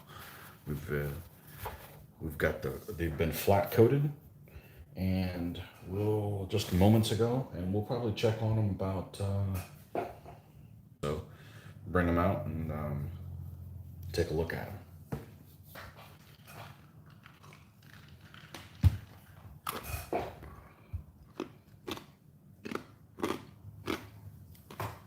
I need to get one of those wet palettes. Is that found in Hobby Lobby? No. I bought mine at a vendor at one of our shows here in Florida, and it's lots of people make them. You don't have to buy this one. Let me show you the packaging this one came in. You could search for online and probably find a retailer that has it. They make this one in 2 different sizes. This is the smaller of the 2. I don't think you need the big one. It's just massive. It takes up too much of your painting area. Okay, it's Everlasting Wet Palette. This is the painter size. The other one is called something else. It comes in a blue container, and it's made by Redgrass Studios. I believe it's Redgrass Studios. Everlasting Wet Palette. Highly recommend this. I paid like $50 for it, which seems expensive, but I'd pay $100 for it. It's worth it. It's excellent, and it comes with the papers in there, and you could buy the papers separately if you need to. But I'm glad I got it. The sooner you get it, the more you get to use it before you die. That's an optimistic outlook. And then you buy them anyways down the road. You know, it's like, what's that surgery you could do? I'm nearsighted, right? You could get that, I could get my vision corrected. Well, it costs several $1,000s. Well, the longer I wait to do it, the less it's worth it for me. Because, you know, you can't take it with you. And actually, now I'm painting with my nearsightedness, so I don't want my vision corrected. Thank you. I used to paint in 2020 until like 5 years ago, and everything, you know, started deciding to, my body decided to not be young anymore.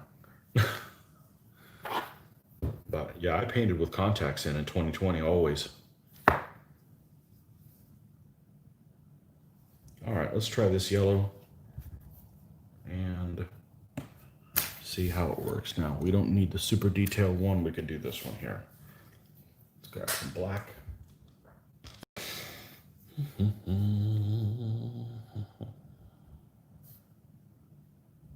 Thanks for joining me again, folks. This really helps keep me on track. And yes, I know mixing it with black is going to give it kind of a green tinge, but that's okay because I like sometimes mixing with black, sometimes with the dark brown, etc. So we're just going to paint his shirt. He's got kind of an overshirt on. That will not be this color.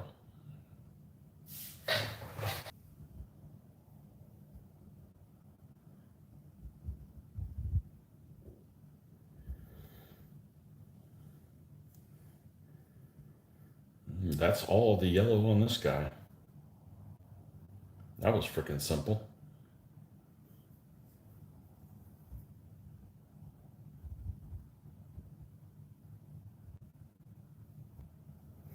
Now, I don't know if I have a picture of a guy with one of these overshirts to see what kind of color variations they have.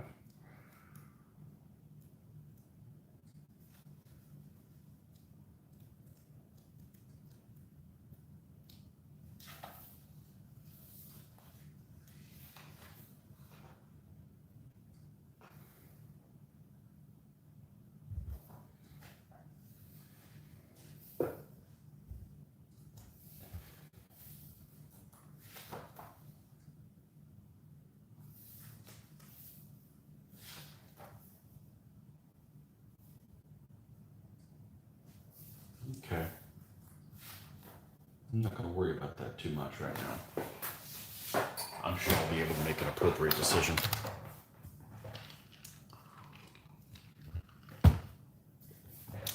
It's not over my pay grade. I could figure it out. All right, what I do need to do is, let's get some moisture in here. And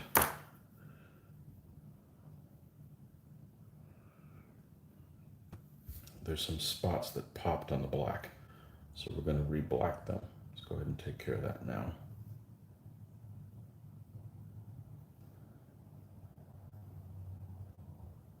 Of course, there are areas that aren't going to get a lot of traffic. Nobody's going to be grabbing them by those spots, so I can use this cheap paint and not worry about it coming off. Okay, back to the yellow.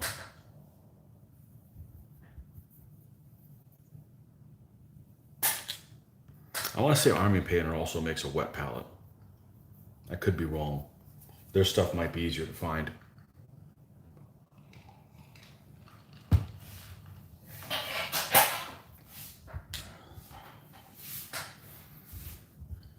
It comes with the palette, the lid, the papers. It comes with 50 of these papers. It comes with a little mixing tray, which it's actually magnetized on the end. You can see here there's magnets. You put a little mixing tray. It's like has like 3 little containers for the stuff. I never used them. They'd just be in the way. I think they just included that just because it comes with the foam insert and an extra one. So I've actually never used the extra one. I don't know why I would need one. I guess if it gets too boogered up, but you know, if this only lasted a year, I'd still buy it. And I don't think I'll have to buy another one unless it sprouts feet and walks off. So highly recommend it. Not that they sponsor me. Not that I want to be sponsored by anybody. I don't want to be sponsored by anybody. I want to tell you how it is. And if something's crap, I want to say, you don't buy this. It's not very good. Not like, well, I kind of have to push it because they sponsor me. Yeah. You know, this brush is kick-ass. We're going to save it for the face. Let's find another kick-ass brush. Let's find another kick-ass brush that doesn't need to be as kick-ass. This will work.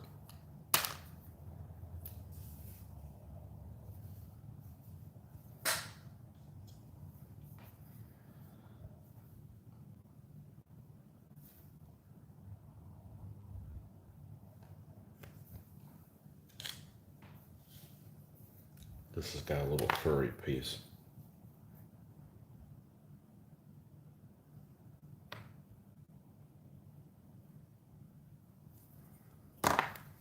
It's the problem with these cheap brushes. They're not perfect.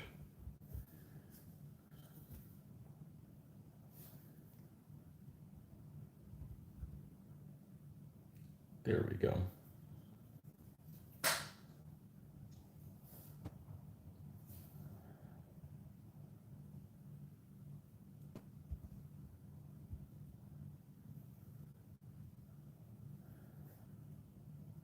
Now, the cover on this guy, we're gonna make it like a buff color. We're gonna make it lighter color than the shirt underneath.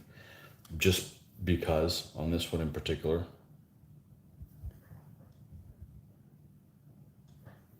Just because.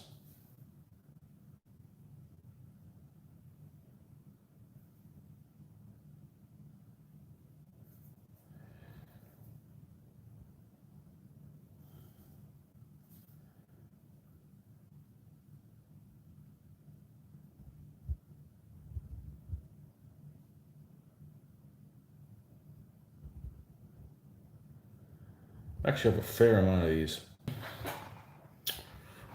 This one isn't. He just has kind of a big head. But I like the style they're done in.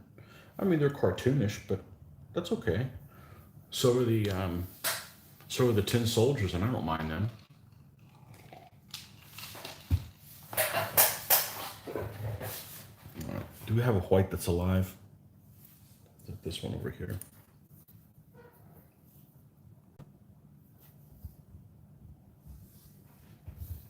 Let's highlight.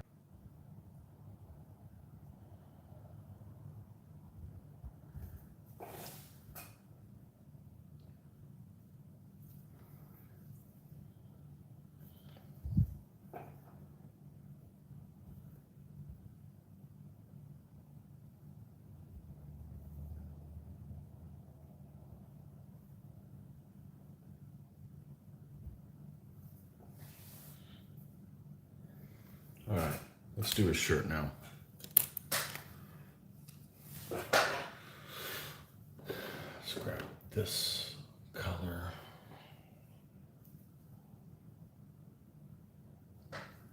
Skeleton bone.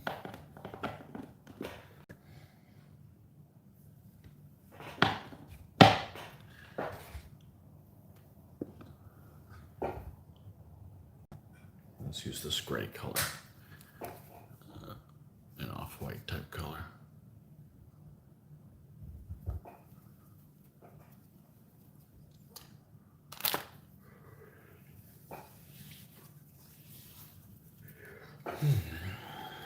Man, the best decision I made was go ahead and mow yesterday.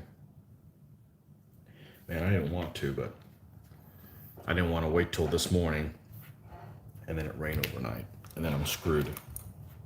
That's really affecting us. Being able to work on our yards is the perpetual rain.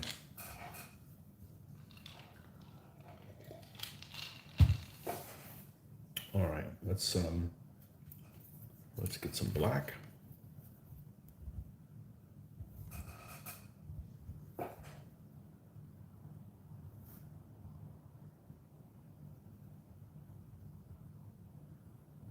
Bit dark.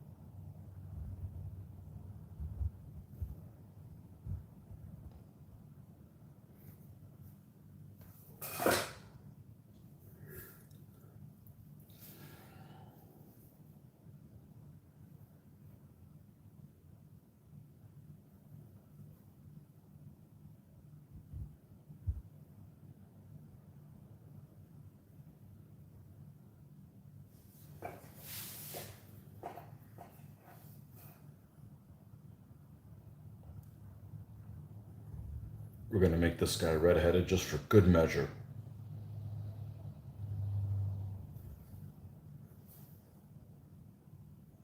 Although when I say red-headed, it's just more like a strawberry blonde.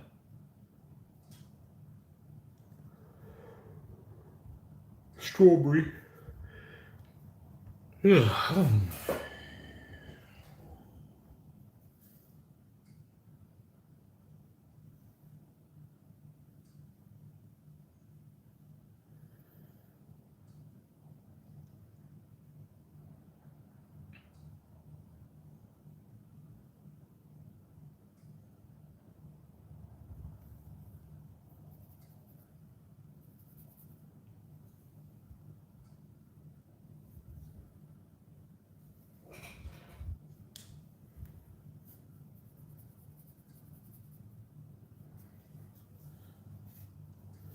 So I get a kick out of painting these figures that are old, unloved, um,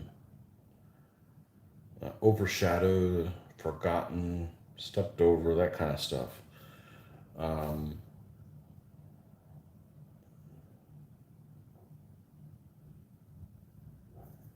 but then I'm really more interested in painting a certain army than I am necessarily painting a certain figures. So,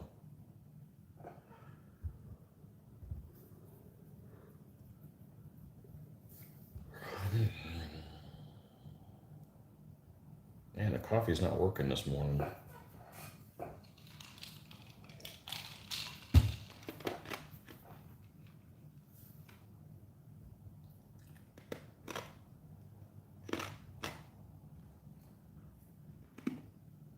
We pretty much have only one hobby store, Hobby Lobby. We have a couple game stores, but didn't even reliable to get tufts and stuff. I went in there trying to find a brighter green colored tufts when I started working on my Irish. Nope. They carry army painter stuff, but they don't stock stuff. I don't know whether they're having trouble restocking or what have you, but kind of hard to support your local shops if they don't have any of the products you need, you know? So,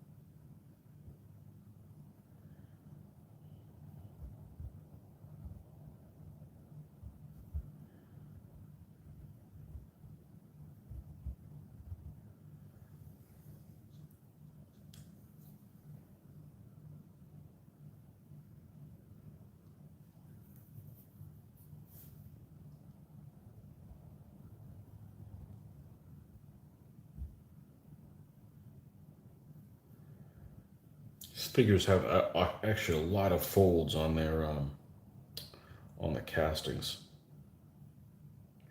They're very exaggerated. Not really a complaint, just a statement. All right, let's get a little bit of white over here. I said a little bit. Jeez.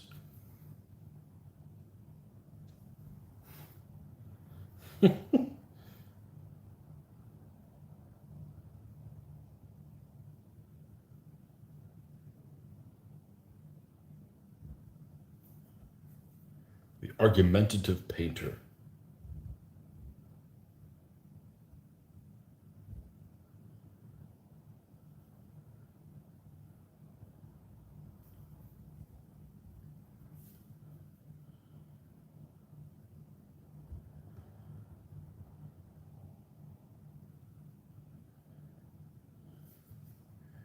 Okay, I think we're pretty much done with the shirt.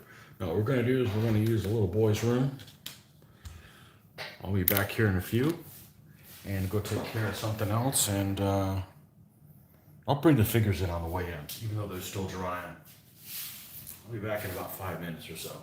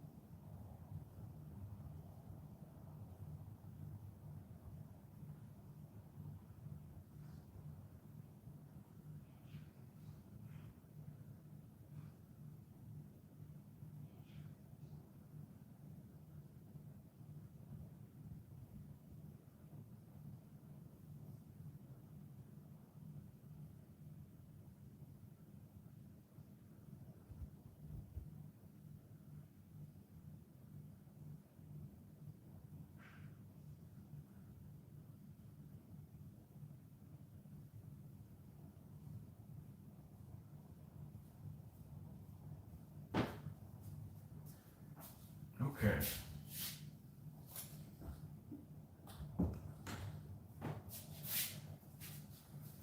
See what we got here. We brought the figures in. And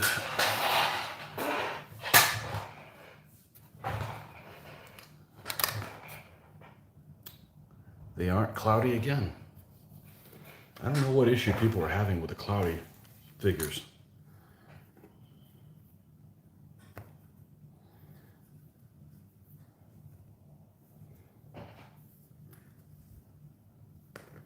I'm also not spraying them super heavy.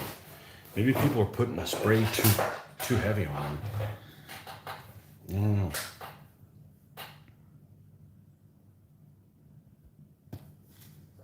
I'll set these guys off to the side. We'll mess with them later. They're we'll let them dry a little more. See what this chieftain looks like. He looks all right.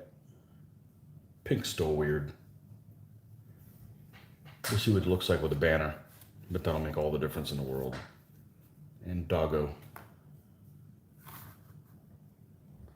All right.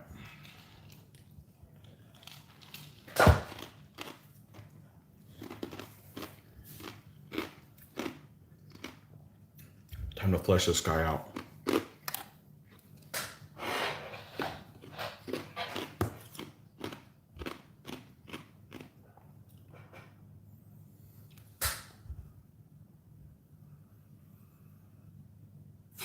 Hi Tony, I just saw that you're live. It's a pity I can't watch live as it's bedtime. I'll check it out tomorrow. Just change your schedule. You're retired. You need to just have Eastern Standard Time schedule. No reason you need to be on Australian time. Hardly anybody's on Australian time.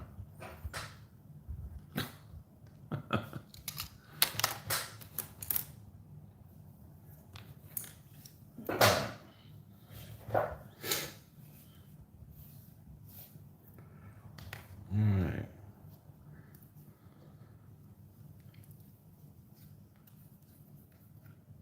One of my favorite things to do. Paint flesh.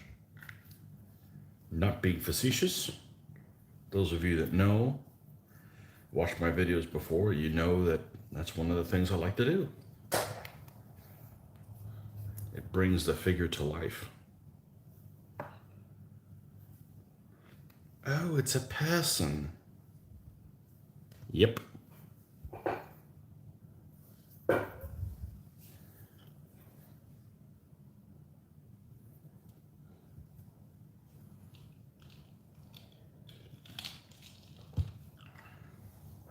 Some of you commenting, like Kevin's picture.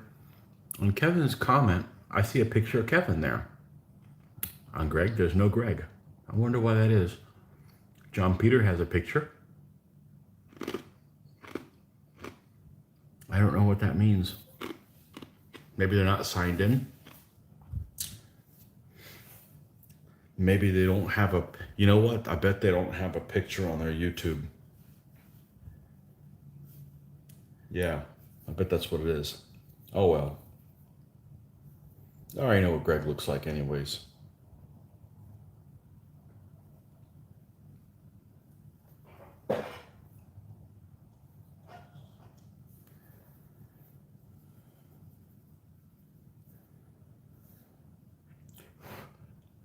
We got these little bits of this static grass. Not everywhere, but in some places. I guess I need to be more mindful of where this wet pal is in relation to the static grass.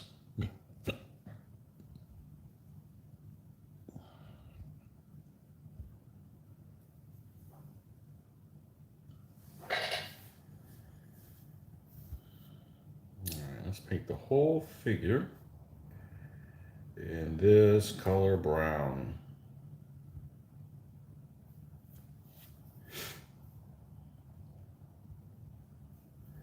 Including his face, but ignoring his huge mustache. Well, it's pretty big. I got some Mogul Indian figures by the same manufacturer, the Mike's Models Renaissance. and the moguls' mustaches are massive. They don't look bad. They just, because they have a unique look, they're cartoonish. And that's okay.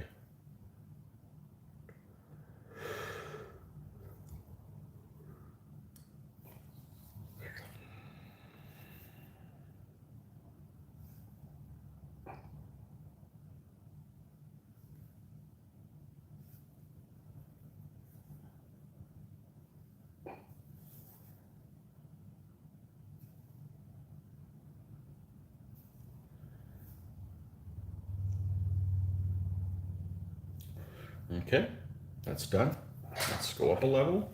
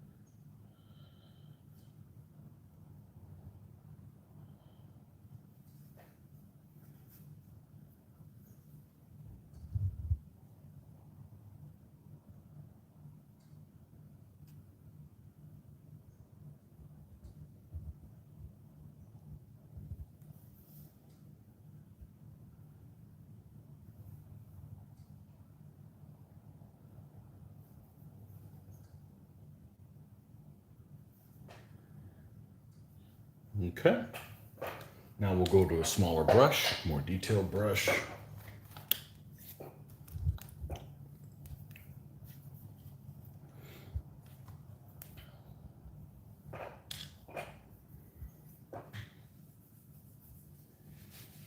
Oh, that's right, today. Today I should be getting something in the mail. Should be getting something in the mail. It's going to make videos better. Gameplay videos better. Excellent. I think you guys will like that.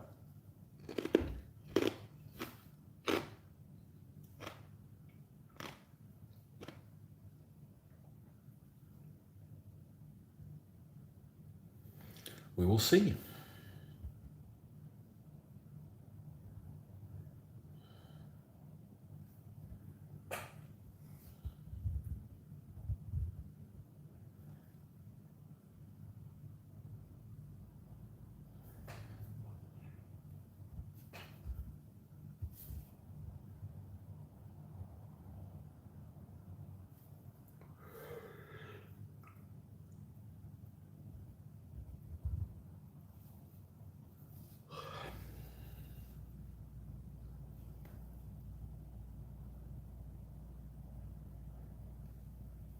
I think it's still on track to get it today.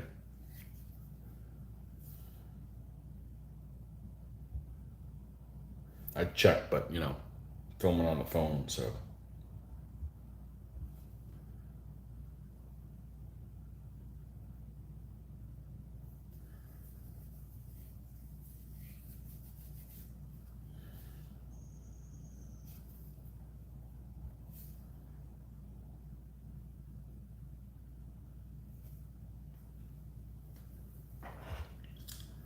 we'll, if it works well,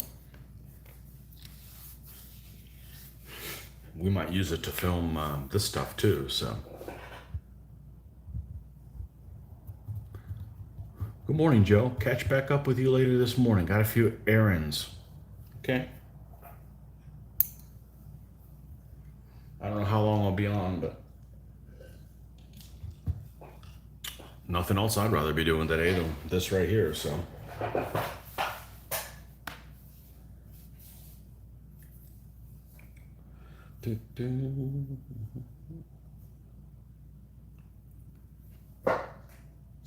Want to paint one of these guys for sure. Show Marty, hey, look, I painted some of your figures.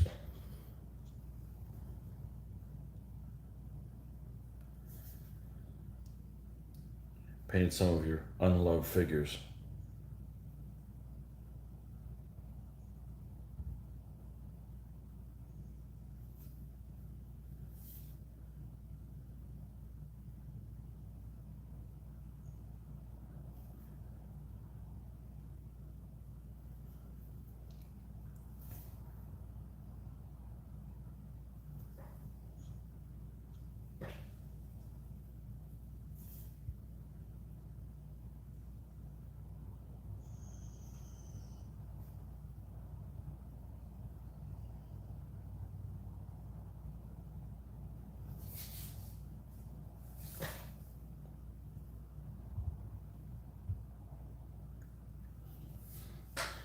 And sure enough, this is another guy that went to war and forgot his shoes.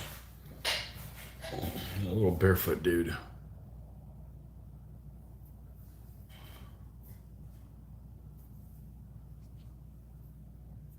I keep getting notifications. I don't care what's going on Facebook. Leave me alone.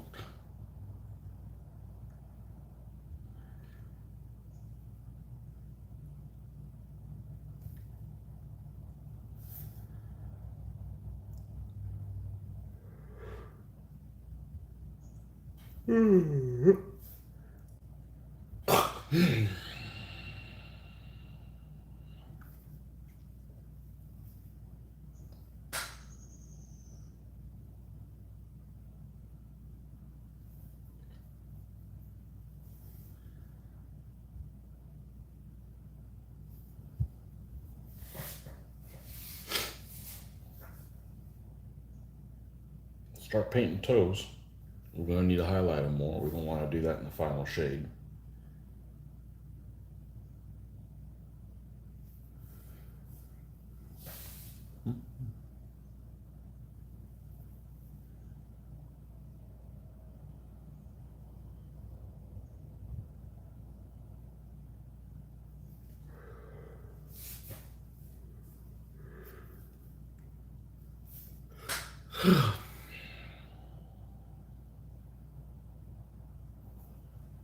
Okay.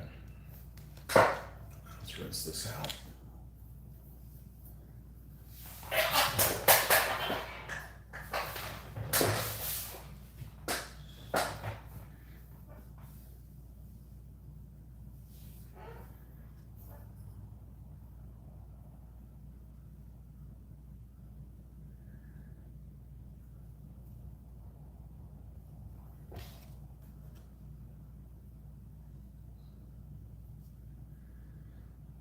You know, the doggo is really flat.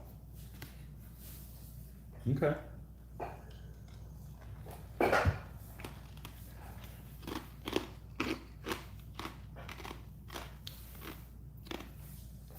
All right.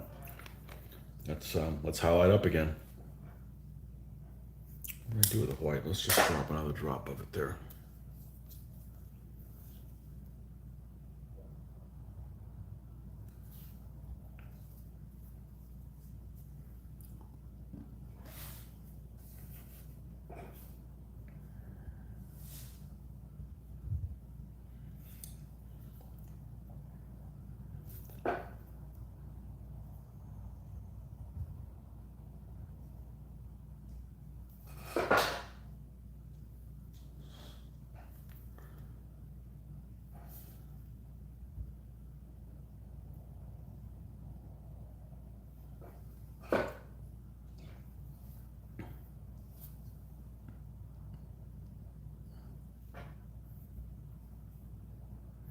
just added a photo to your Google profile. Hopefully it will show up.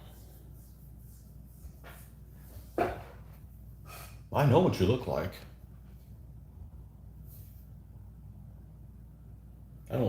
Don't take this the wrong way, but I don't like you for your looks. That should be a good thing.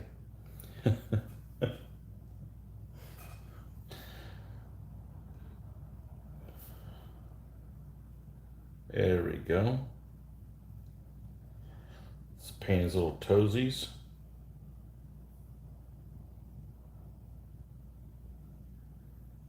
And no, we're not painting all 5 of them. He might only have 3. He only has 3 that stand out. Arsehole. Yep, that's me.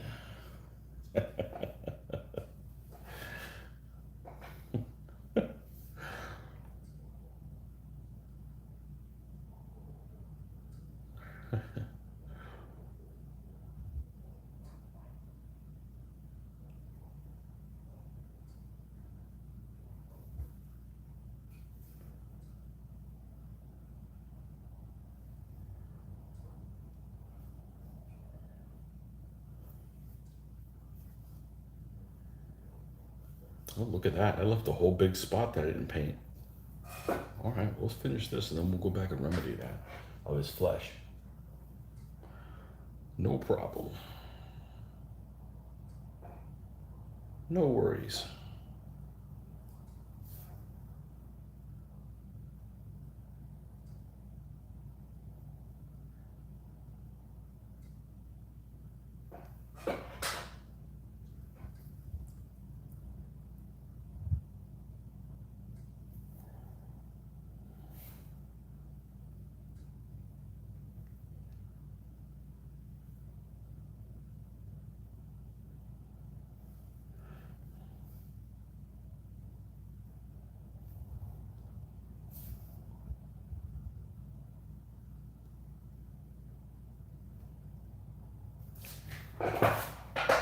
Okay.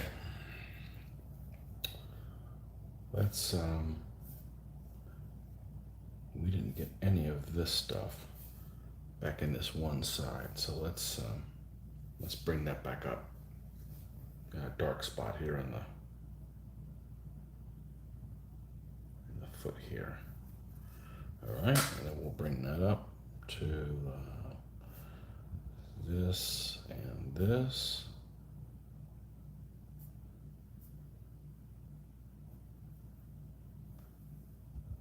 Good night, Greg. We'll see you, with any luck, when you wake up, I'll be painting again.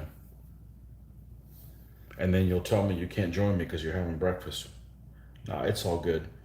Greg watches all my videos. He's my biggest fan, so I appreciate you. Maybe one of these days we'll both live on the same continent. Or same time zone. That's a good thing about these things. You don't catch them live, don't worry about it. Don't worry about it. Just means you just can't comment on them live, but you can make comments afterwards. So I just like the interaction because it keeps me awake. Otherwise I'll fall asleep. That's the whole reason I don't want to do this while I'm not filming, because even though there's just a little bit of interaction, it is some interaction. So I appreciate it a lot. I really do appreciate it. It helps keep me stay on track.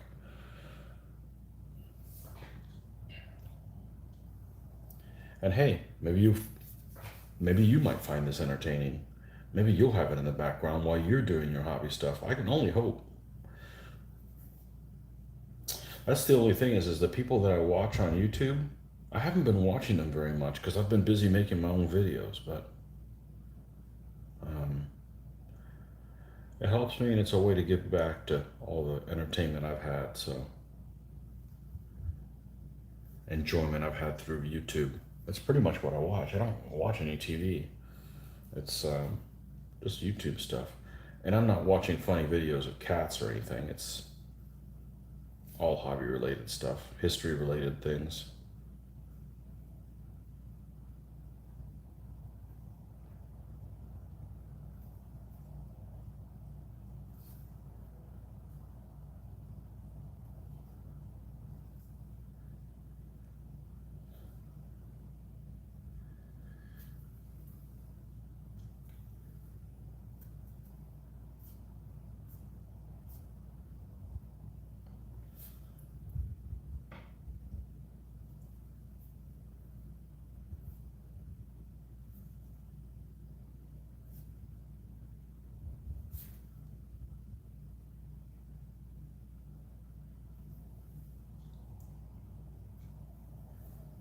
let's do something that I did the other day, and it seemed to work really, really well.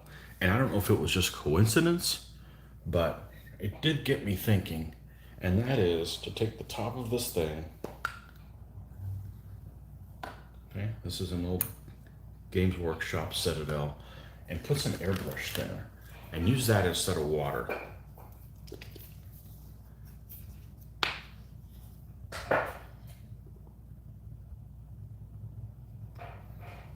Because it seemed like it kept the top of this paintbrush. You know, paintbrushes, when they go to shit, it's because of two different reasons.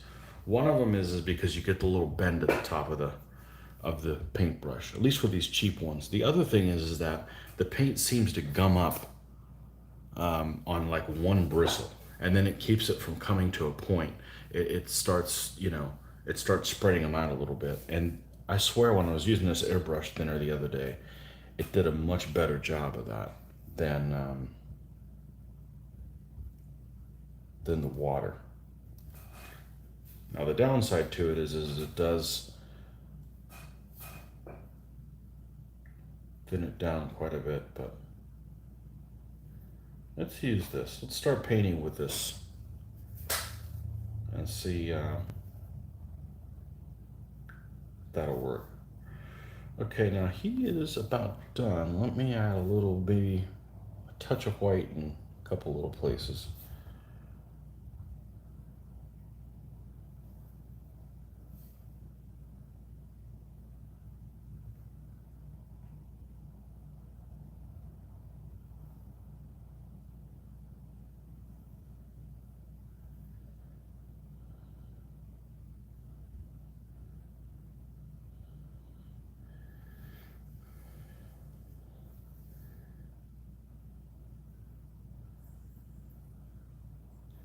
Okay, we're about done with this guy. Let's go ahead and paint his hair.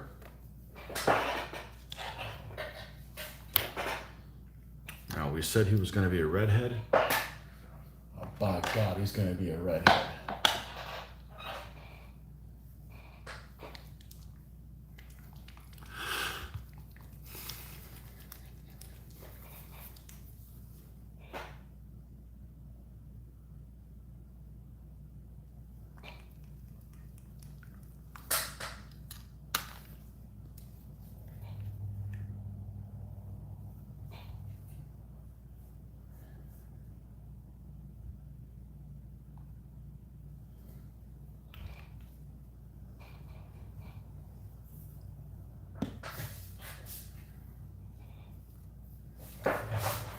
Be right back. I need to get a snack. Haven't had anything to eat all morning.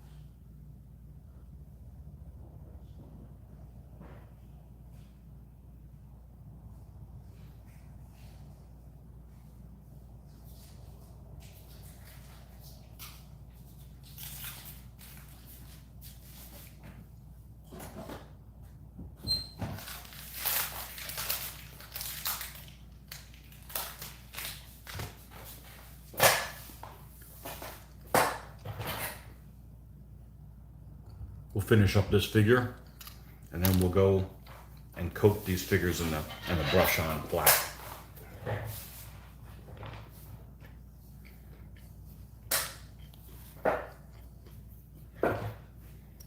All right. Redhead, huh?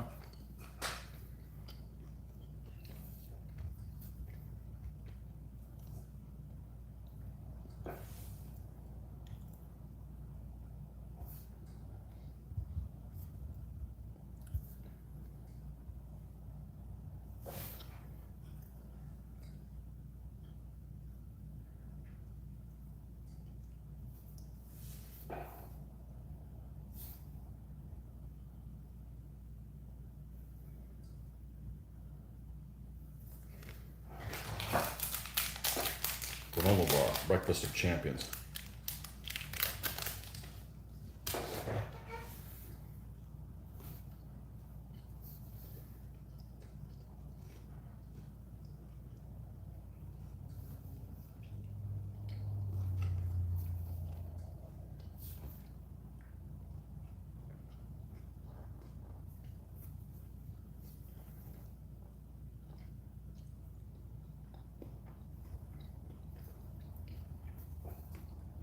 Now we'll do the same with, nope, I said I was going to use this thinner.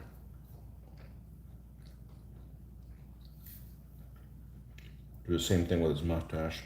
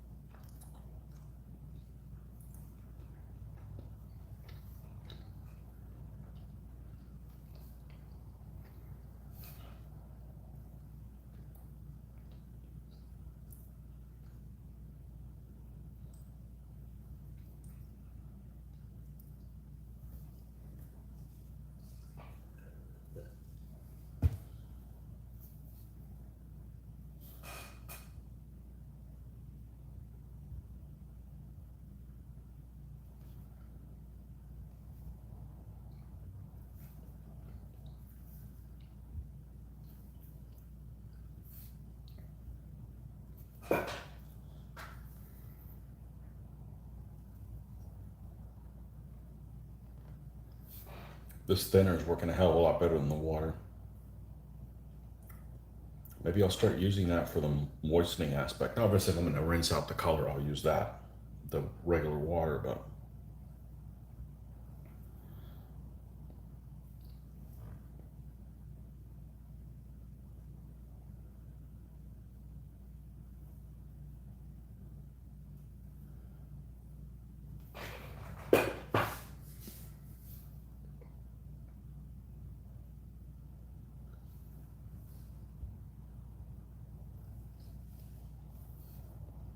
this little old figure's painting up pretty well.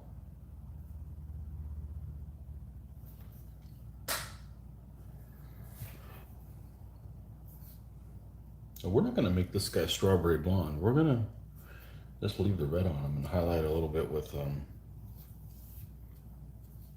this yellow still alive? Nope.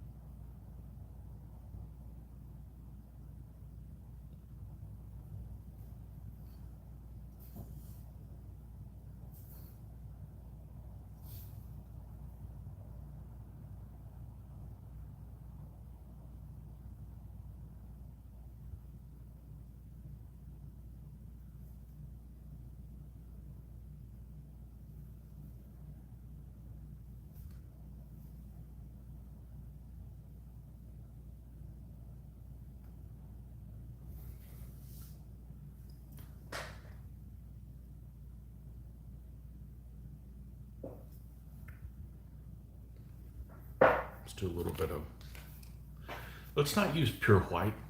Let's use something that has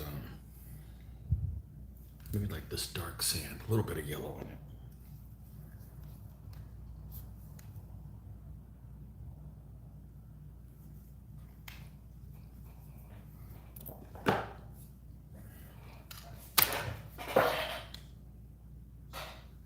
Habit.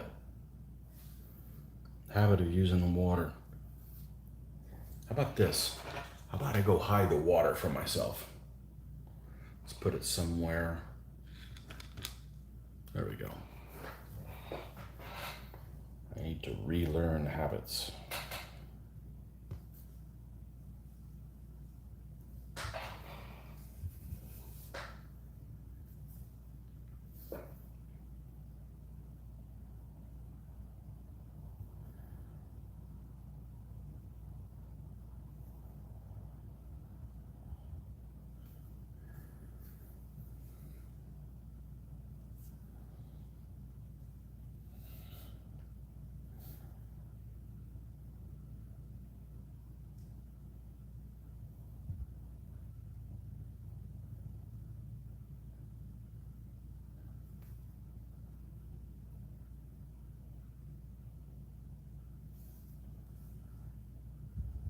Okay. I think we're good with his hair.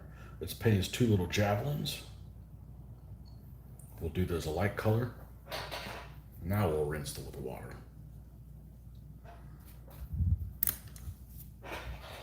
And we'll grab that dark sand that we should have just put more on here. I don't like the javelins in the dark color. It just doesn't seem right.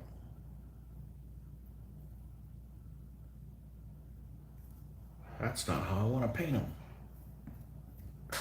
And we'll use a chocolate brown to mix in with it.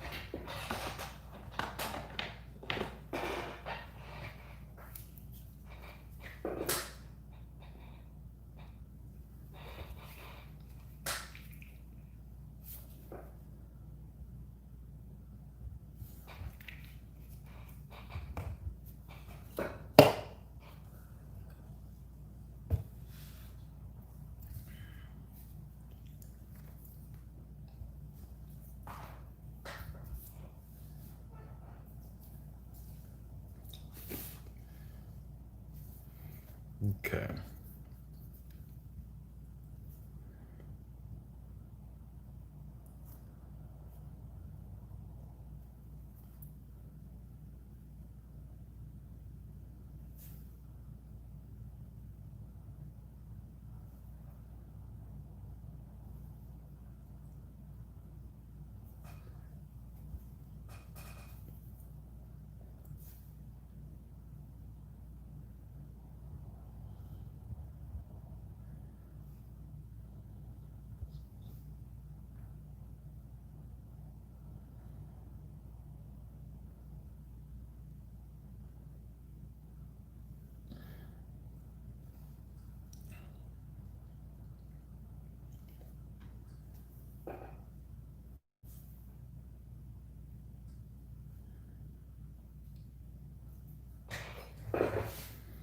Okay, let's add more of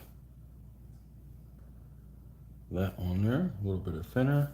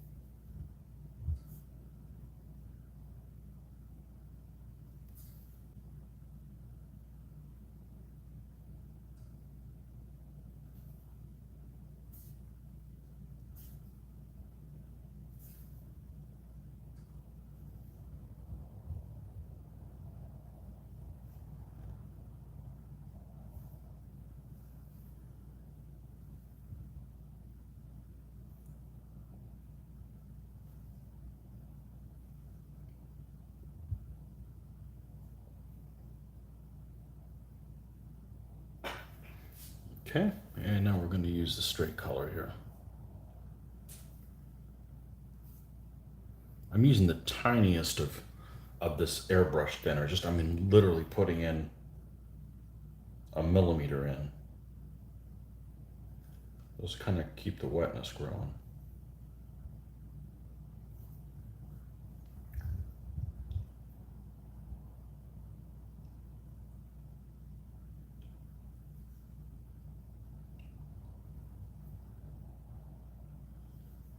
I love painting these old figures.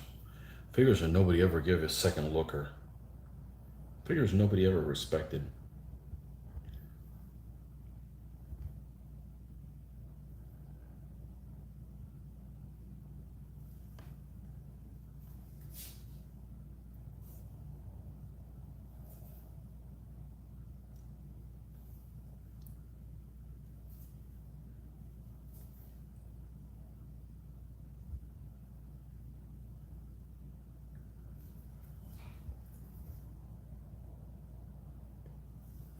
Okay.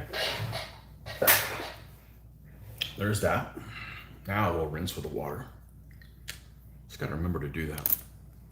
I'll buy more of this stuff. This was like 20, I want to say this was like 20 bucks or 12 bucks or something like that. But so far, I'm really happy with it. So, this it has kind of a smell like but not strong. It doesn't smell like alcohol. It smells like something else.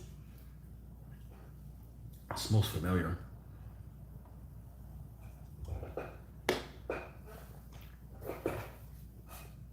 All right. Let's put let's get the metal out.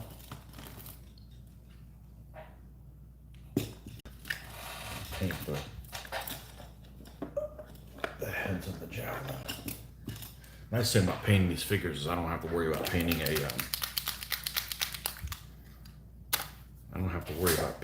a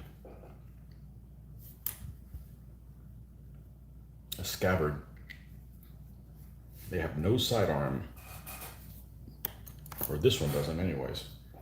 There are some that do.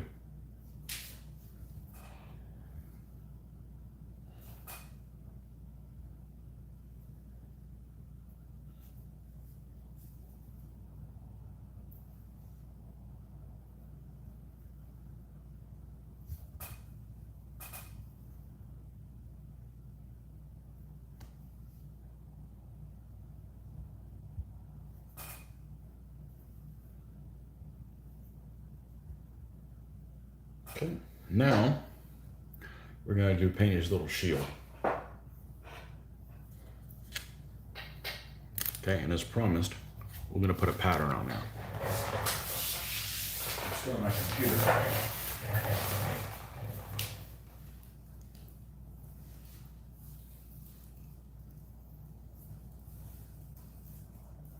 Let's see what I can come up with because I can't do it on my phone.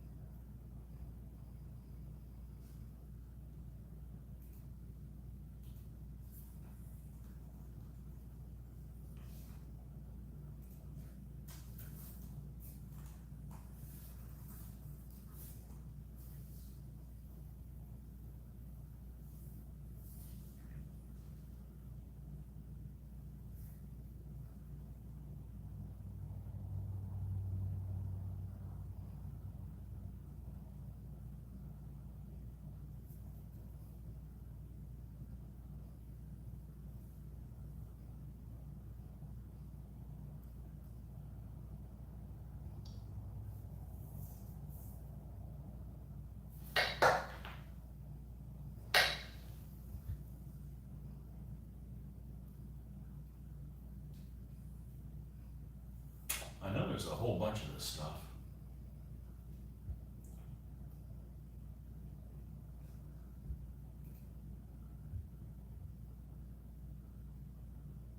All right, here we go.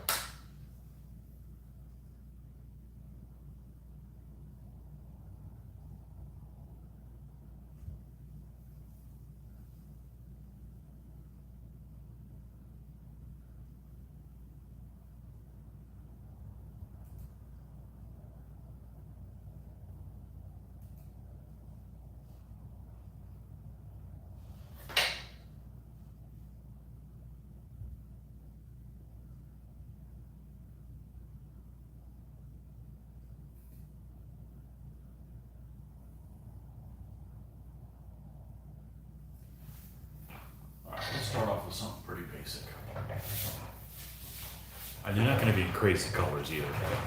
I mean, probably just use white for most of them, honestly. And we're going to start off with a regular wooden colored shield for this one. So we've already got our chocolate brown there. That one will do just fine for the first one. Okay. So let's get some thinner here.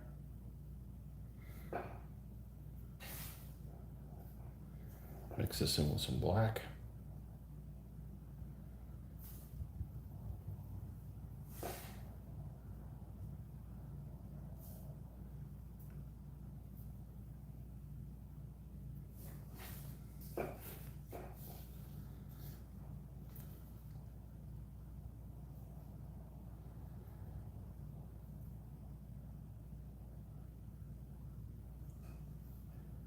I'm going to do a simple Celtic cross for the first one.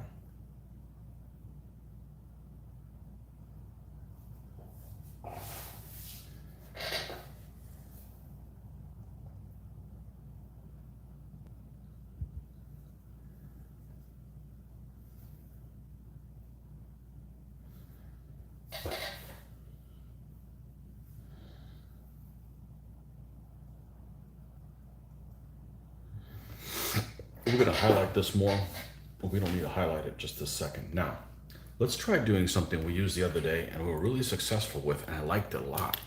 Let's see if we can get this thing to work for us again. The old helping hands.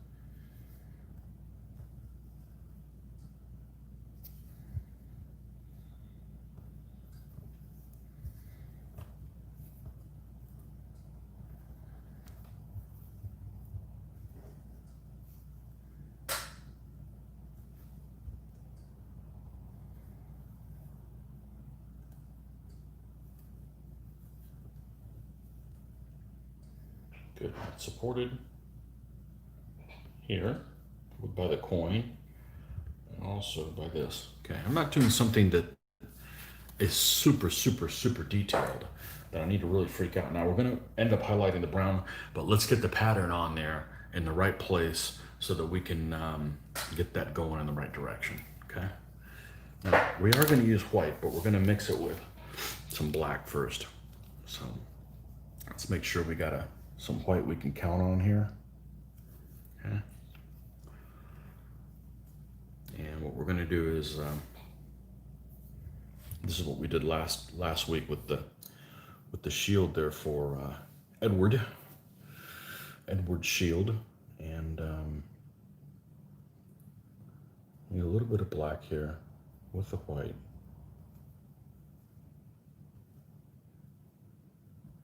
Yeah, like this kind of a gray. And this is flowing really detailed. All right, let's take a look at the pattern we wanted to do. Right, okay.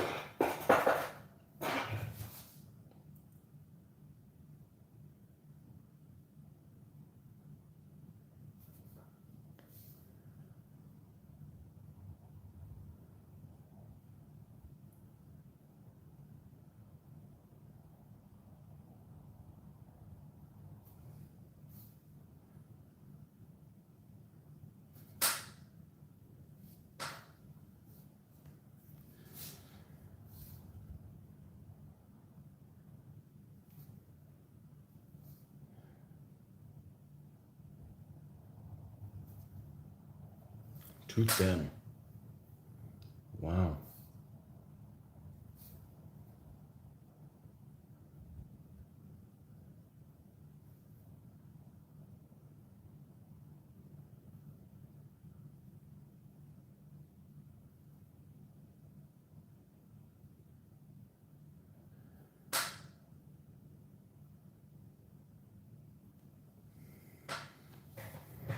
All right.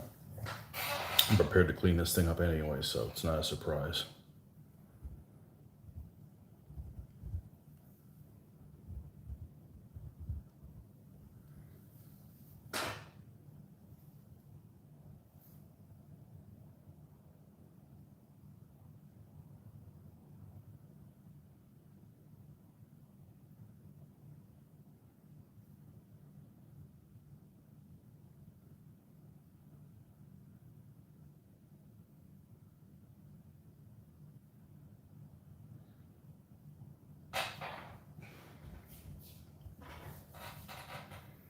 Okay, let's rinse that out.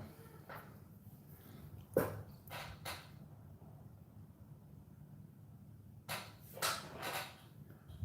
that's a great color.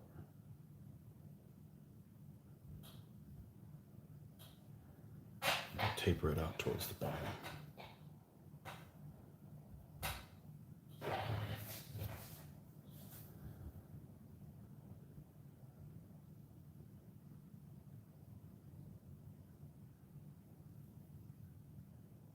Doesn't have to be perfect. After all, this guy is a peasant. So, probably put something on there with chalk anyways. Or chalk paint or...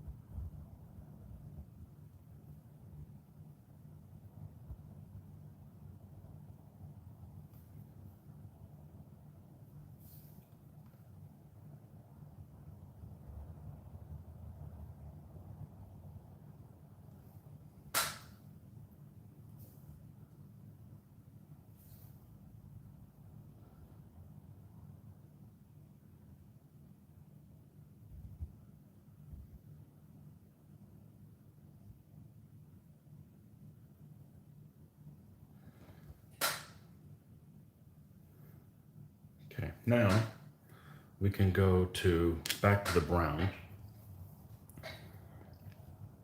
And more of the basic brown.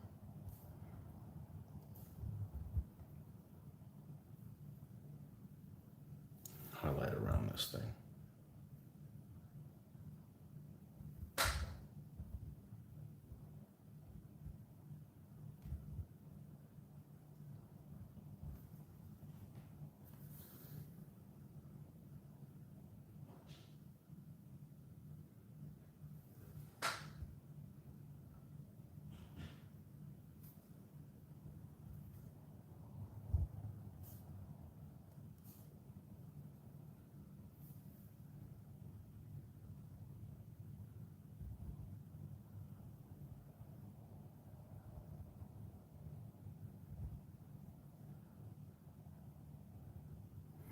Okay, and then we're going to take some white and lighten that up. Maybe not so much. Maybe a little bit more brown than that.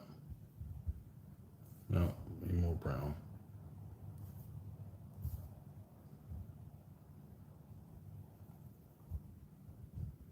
See what we're looking like. That's good.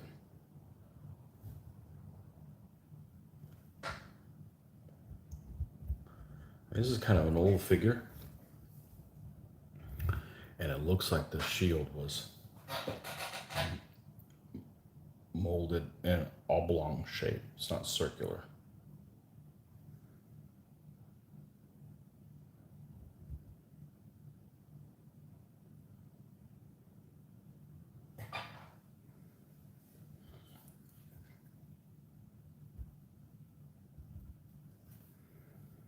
Okay.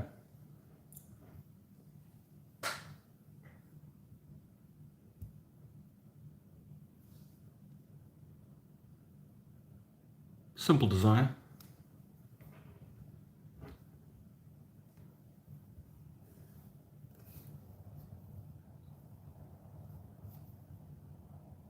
This guy's done. This guy's complete. Excellent. 8 more to go.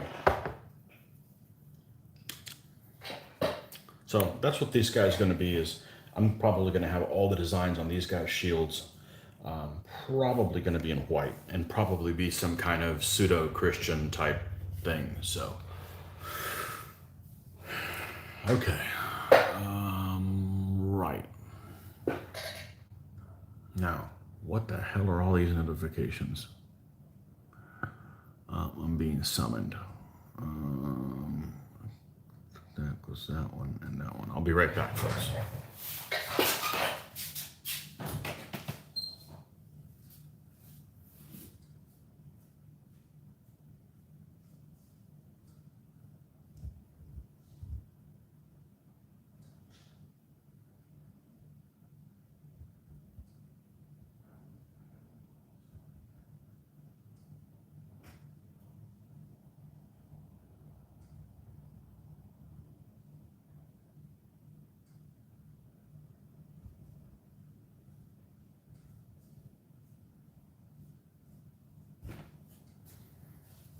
All right, so this guy's complete.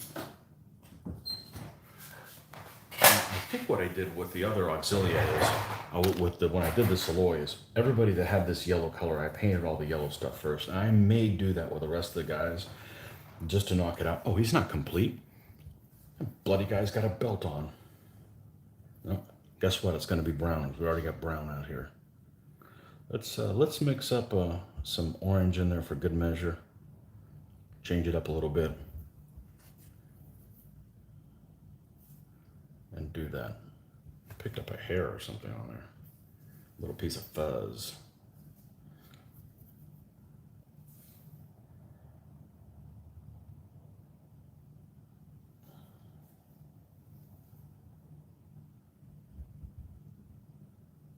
All right. And then we're going to lighten this up with white.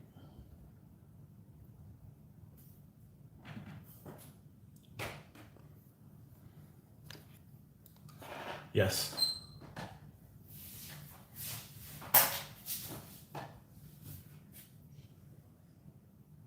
Okay. Can you just wait a little bit?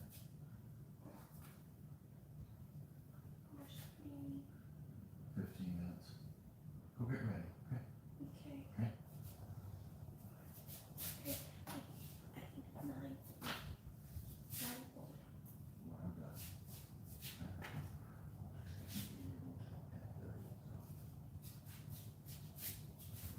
Okay. Okay.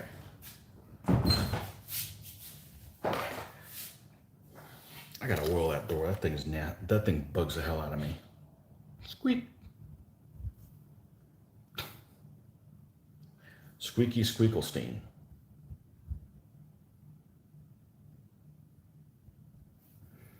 Going to be headed to breakfast in a few, so we're going to have to take a break.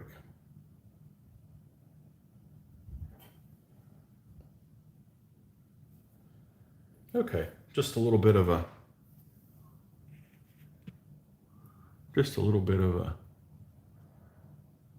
belt thing there. Okay. And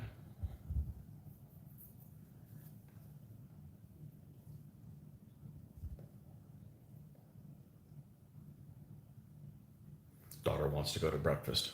Well, I'll show her. We'll get the fabric store on the way back. Actually, Hobby Lobby will be open. I need to grab some of these paints that are dying on me, like a flat brown. That's what we'll do. Got to do that today because they're closed tomorrow. So, what else we got left on this guy? That's it. Let's coat before we quit. Let's give these guys a dull coat, and that way that can dry while we're out, and then when we can come back, we can knock that out of the park. Okay. I'm liking this Vallejo airbrush there.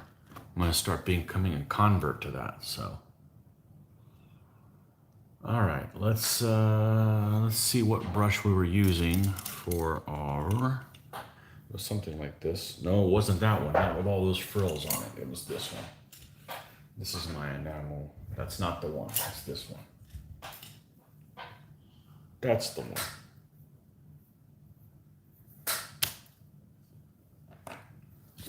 All right, let's grab my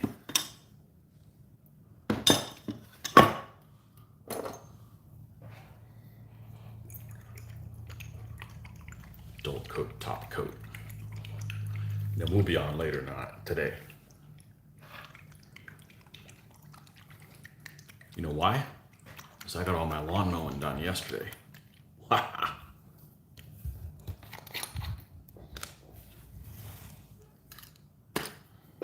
Okay. Doggo doesn't need it, but I'll still do it.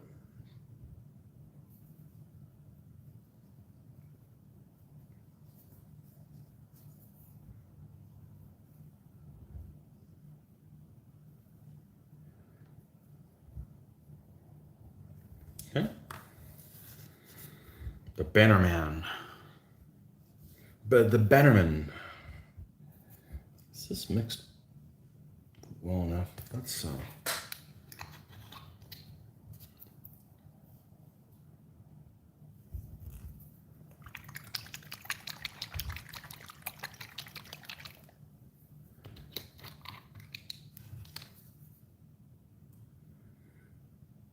it's so watery when it's new, and then when it's old, it's like very goopy.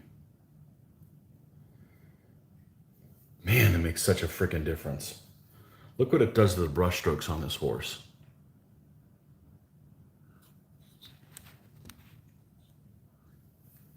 Watch this. Look at the brush strokes on this horse. Watch.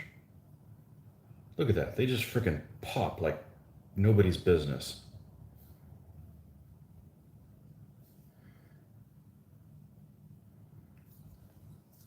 Just amazing. Just freaking amazing.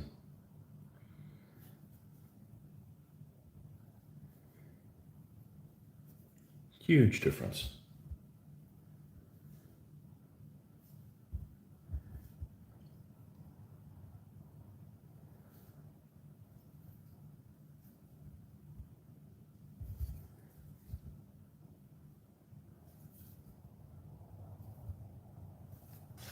Okay. Now, watch this cloak. Because this is what this cloak needs.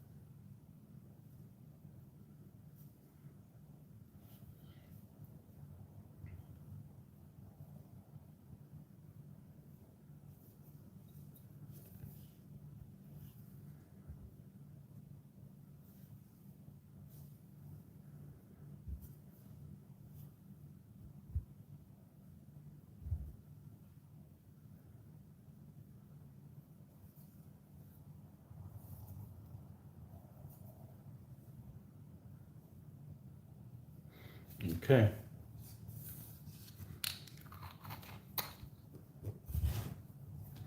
So what's left to do on this, the stage that we're going to do it in, basically the process is when these guys are done,